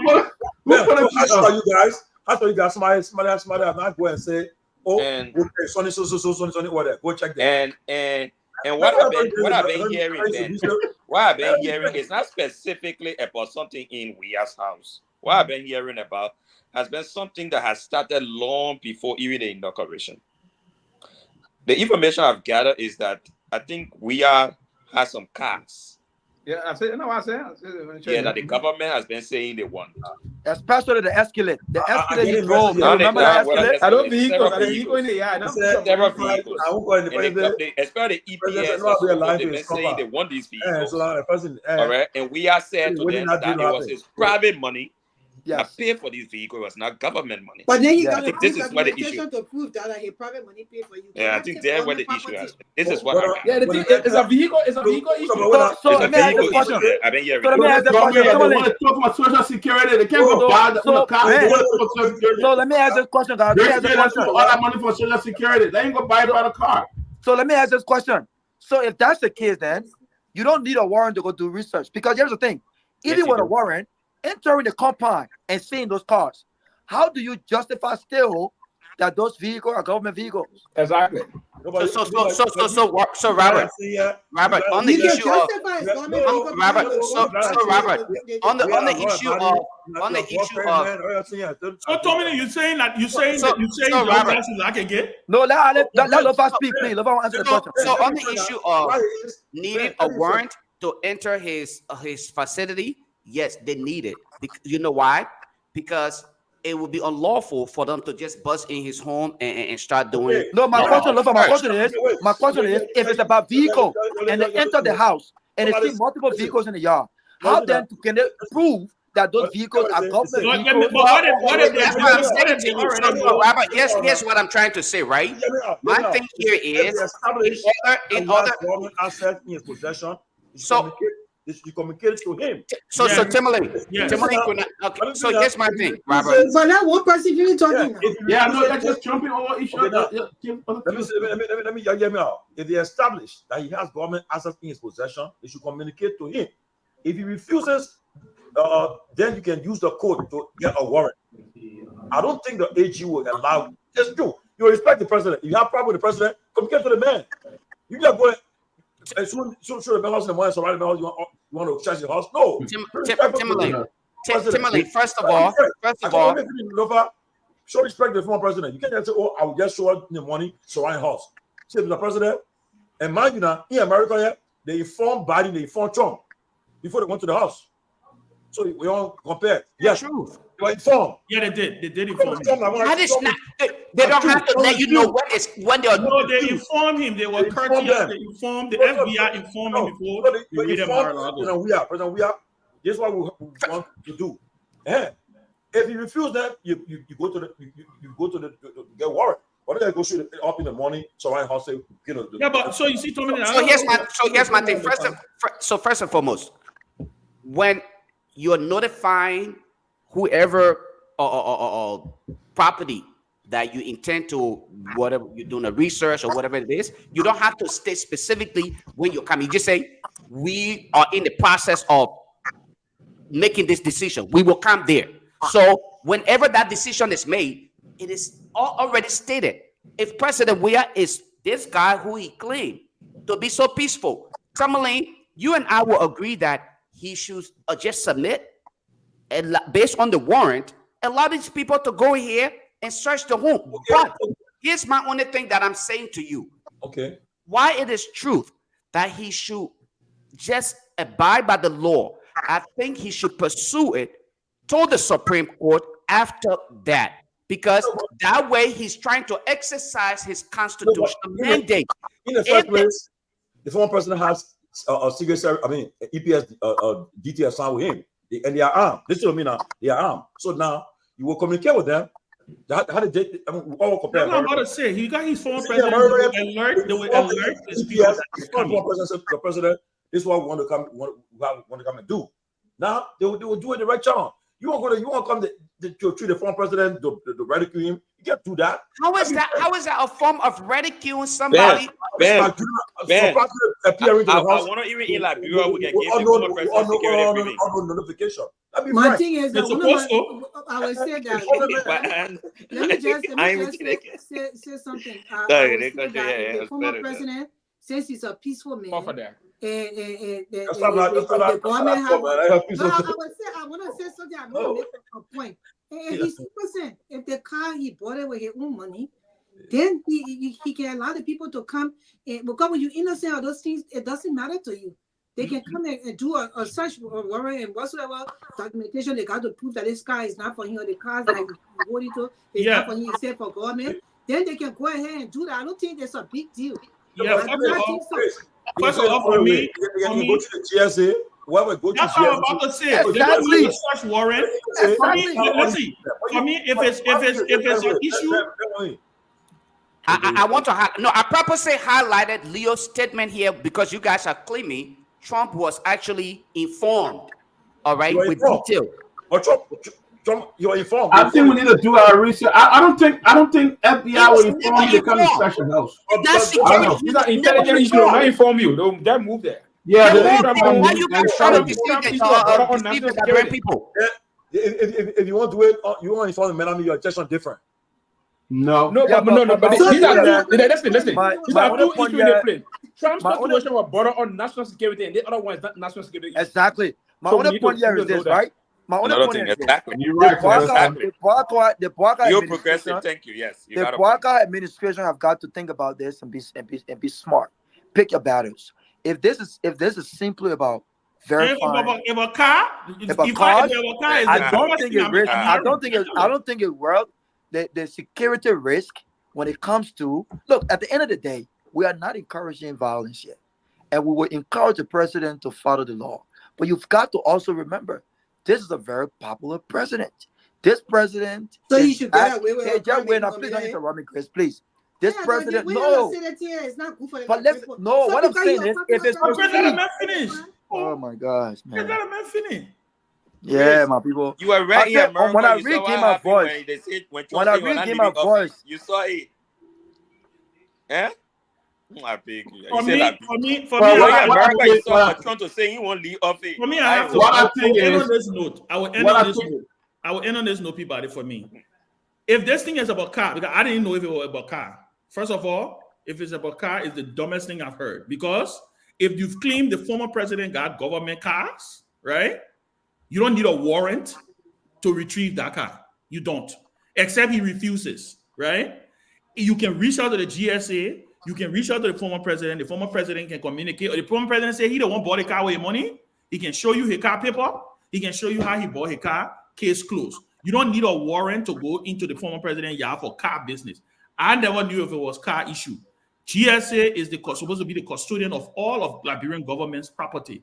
Any vehicle that is bought or any property that is bought that it should be for the Liberian government, the GSA should have record of that particular asset, right? So if GSA believes that the former president of Liberia got government cars and he won't give it back to the people, I think there are better channels than to go about saying you're going to go issue an arrest warrant, or search warrant on the former president's house. For me, the government got a lot of things they should be worried about. So are you closing? They have a lot to be worried about. They'll be focusing too much.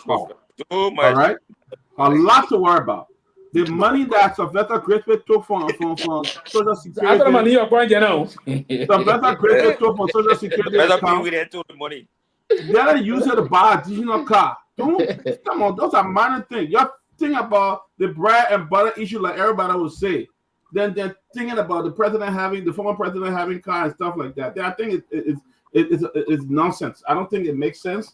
I think they should focus on the money. Sylvester Griffith took almost $1 million for NSA. Social Security. Let them try and see what they can do with that one. But the president right here in Atlanta. The president right here in Atlanta. I think they're supposed to leave in the next 3 days. Have you heard anything? Is that where are there any momentum? He's supposed to be delivering a keynote speech yet. Look, again, I think they're majoring in a minor yet. And as a government, and matter of fact, not just as a government, anyone for that matter, you are to pick your battles. If the president used public funds to purchase his vehicle, there are many, many other ways to ascertain this and make sure that those are returned.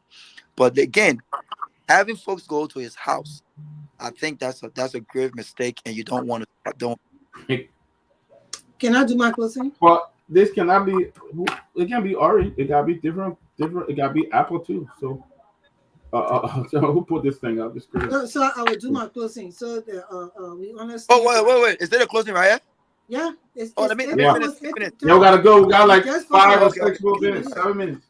Go ahead. So, Go ahead, but, Grace. but I would say that, Yeah, although who they're keeps saying that touching these the, things now? My God, you the, got to put that down. Lofa, the it's government enough. has a lot of Let's put that other down. issues that are happening, doesn't negate the fact that corruption happening in the government, they need to still investigate those matters.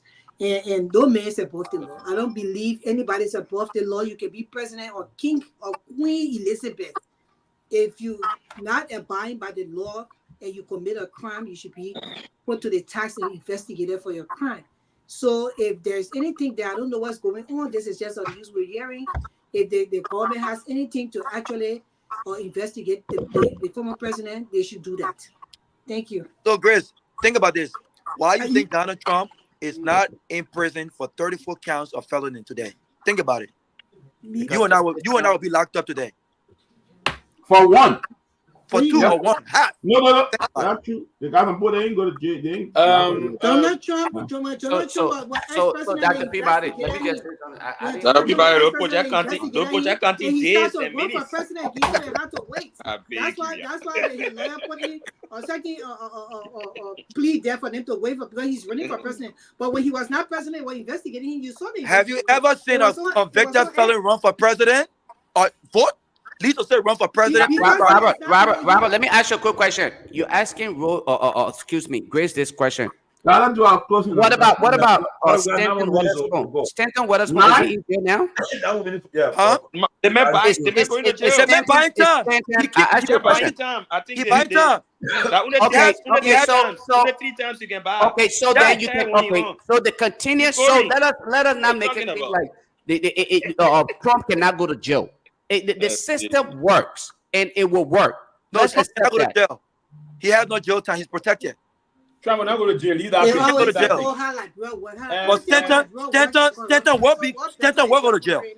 When? Let's not change the topic. I'm just giving you an example. And he's not passing. He will go to jail. Like uncle the judge. No, but the done 2 times now that they tear 1 year. You can't surpass the tear push back. That's not how it works. Okay, we see how it works. Gentlemen, it's been a great show. Let's do our closing. We got 7 more minutes to go. For the sake, again, in the issue about governance, there's something we talk about, the greater good of the country, the sanity of national security. And that's why in some cases, and that's why today, as my dear brother Raul was just saying just now, Donald Trump is going to be protected in this country.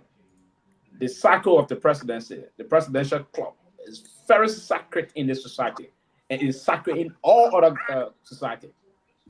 The only country that will be full-headed to not adhere to the sacredness of that office, that means trying to invite some huge level of crisis in the country. And I'm saying this. That Bureau is a country that went through a devastating civil crisis.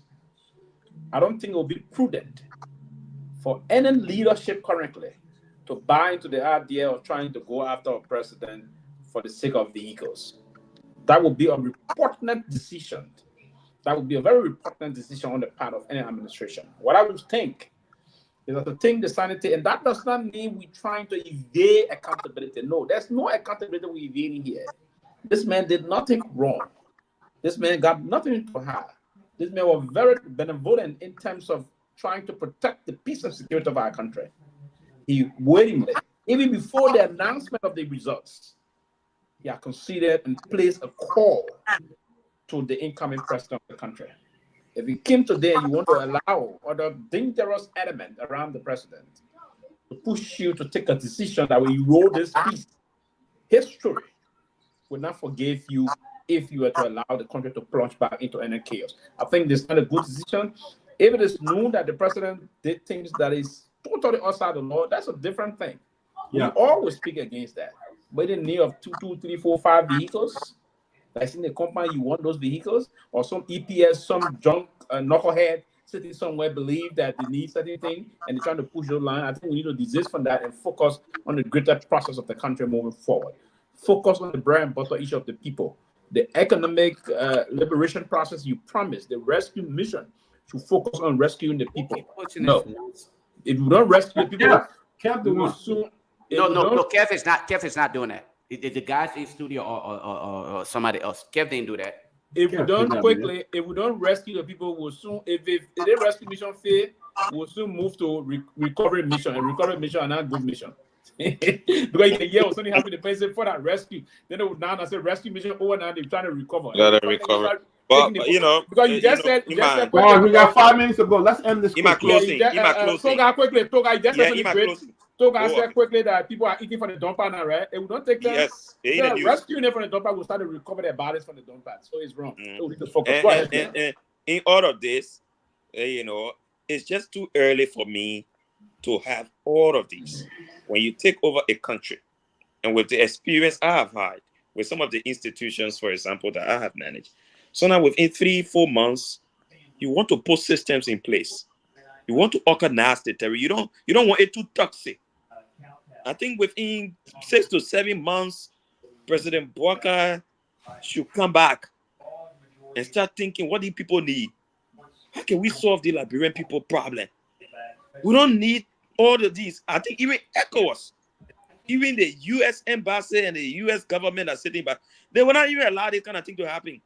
That you move on to it. Today, you just try to move on a senator from my Gibby. You saw how chaotic it almost turned on. You have to say police. Just a senator from my Gibby. Think about if you're going for a former president. So you got to be thinking. You just gone 6 to 7 months. How do you solve the problem of the place here? How can we bring in new companies? How can we get more people to get jobs? Look at the American election I'm following, for example. Most of the people are talking about the economy and economic growth. Now, what people are focused on today, they're not talking whole day about how to put people in jail, how to lock people off for day, how to do day. People talking about Trump talking about that one. We're not Trump. Trump talking. So everyone, Trump talking. Put it in We're not Trump talking. Yeah. He talking. He said he found out a woman. Everything he talking nothing. I mean, we got to change this game. Too many people are jobless, and the thing I was talking about the whole issue of people on the dump site is a serious issue. I think some company, some rice company dumped some rice at some place, and the public were running there to pick up the rice, and it's almost getting on the Liberian market. It tell you the desperation. It tell you how poverty-stricken our people are. These people need opportunity. Jobs must be created. People must get back to where this country must prosper. To leave all the thing here, to start focusing how we can go to president or this, former president or this, that it will make it stay chaotic and it will be terrible. We don't have to even think about this. Thank you. Who next? I will close. I will close on this note. Right. One of the most difficult things that will happen in Liberia will be the fight against corruption. Because if you're to just do your own evaluation or survey, each and every one of us on this platform want to protect our own. So when the law is to take its course, we will be resentful because either we want to protect our own against the law, or we simply feel like that individual should not be touched. And in that light, we cannot transform Liberia. If my mother is found to be corrupt, let her be prosecuted. Let the law take its course.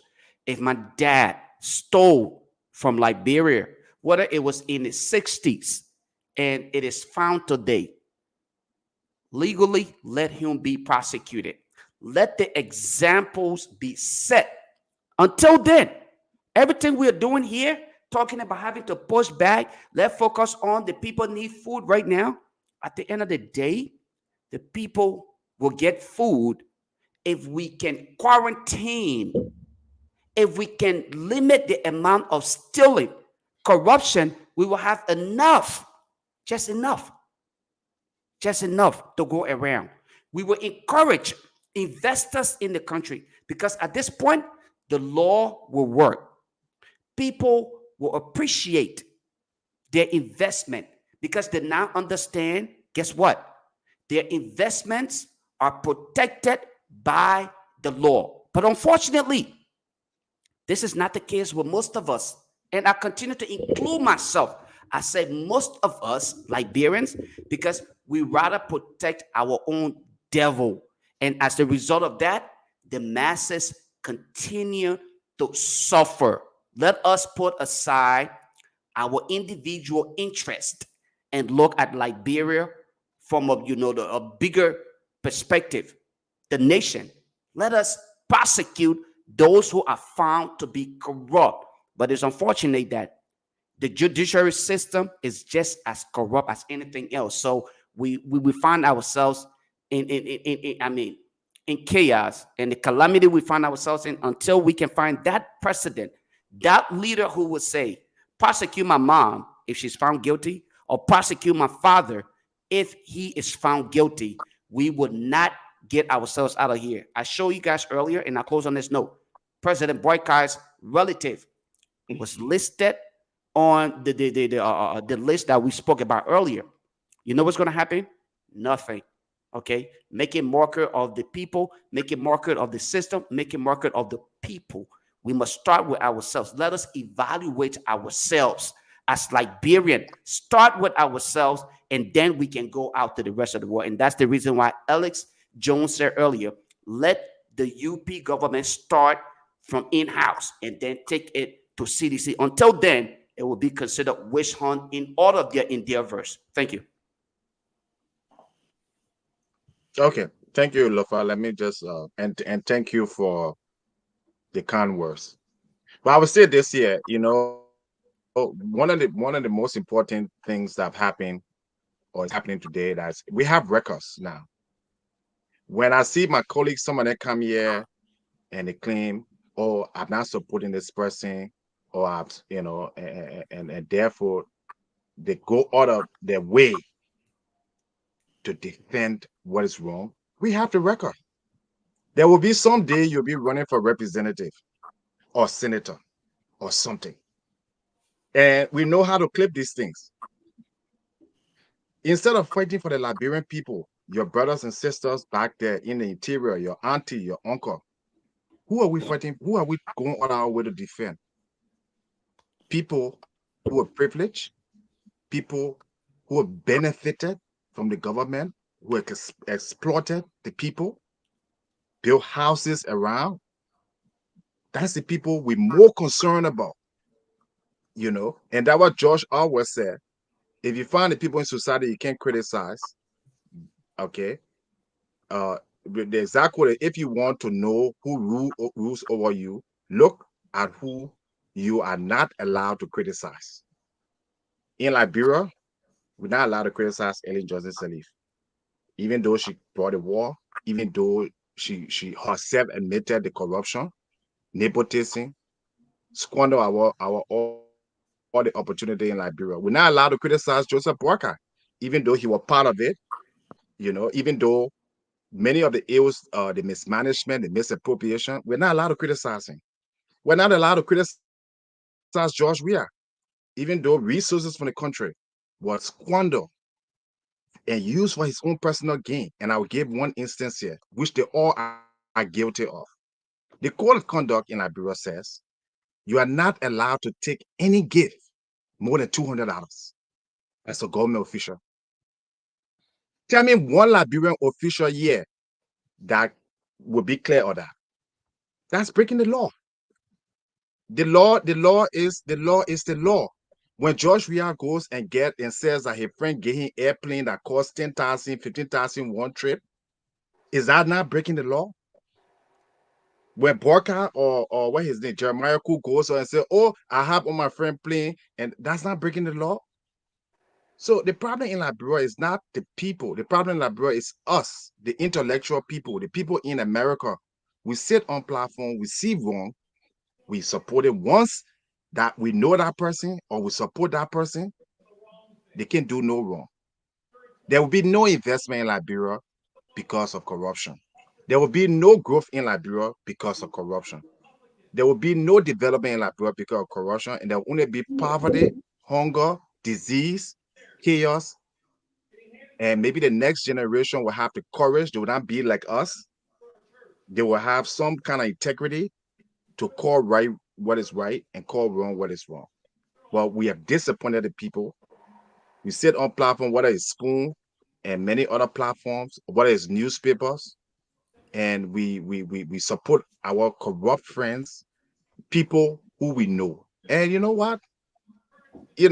Everybody will have to look at themselves in the mirror one day. There will be that day where your uncle or your niece will be in Liberia where, God forbid, they will have an accident, they will have to go to JFK. And because of the very corruption, the corrupt people you're supporting, they might not make it. So corruption might not have to hit you directly, but you got family there. I think there's some disease or part is spreading right now. Government don't have money to fix it, just like Ebola. I think it's a monkeypox. Monkeypox. So let us be careful how we speak against. I would rather err on the side of the people than err on the side of officials who are overpaid and who have undermined the instructors. So thank you very much. I didn't say much the last, so I kept my last comments. Again, everybody free to their opinion. I take responsibility to whatever I say. Anybody who wants to sue me, I will give you my address. Come and sue me so we can go to court and I can prove what I mean. Joseph Walker, Amara Kone, based on investigation and reports, they are corrupt people. Thank you very much. Okay, can I close too? Let me close that. Yes, first, let me say this. A great show, guys. We have this kind of show from time to time. Yeah, we'll have the kind of show. It's good. But all we can say is that Liberia is fragile with all that's happened in the last 8 months in the country, with the tenure of people being removed, the targeting of seditious from their jobs and so forth. The last thing they want to happen to see you just show up on the former president's compound to say you want to search his house. The best to do it, if you have no bad intention, you say, look, GSA, if that car go through GSA to do it, they will work with his people, utility people, and so forth to handle that. Anything else, you reach out to the EPS details. Say, look, this is what I want to do. I want to see the former president and so forth. You do it through the right channel. You won't just go by surprise to him to do that. That means the intention is they have a different intention. If you want to do it by surprise, go to the right way. So it should be anything you got concern about. But just show up I know there and all about it. Trust me, it will not. It won't. I'm telling you the truth. It won't just be the right way to do it. So let us not put the country into serious chaos. Liberia is fragile right now. It's not time to try to make anything of that nature to see it happen. Let us try to do the best to encourage and discourage anything from happening of that nature. In fact, I will get on the phone tomorrow or tonight, contact the Justice Minister and ask him. I'll be direct with him to ask him whether this is in the works or the case. And I think let them speak about it because it will not be the right thing. That's my point. Have a nice day, guys. Thank you.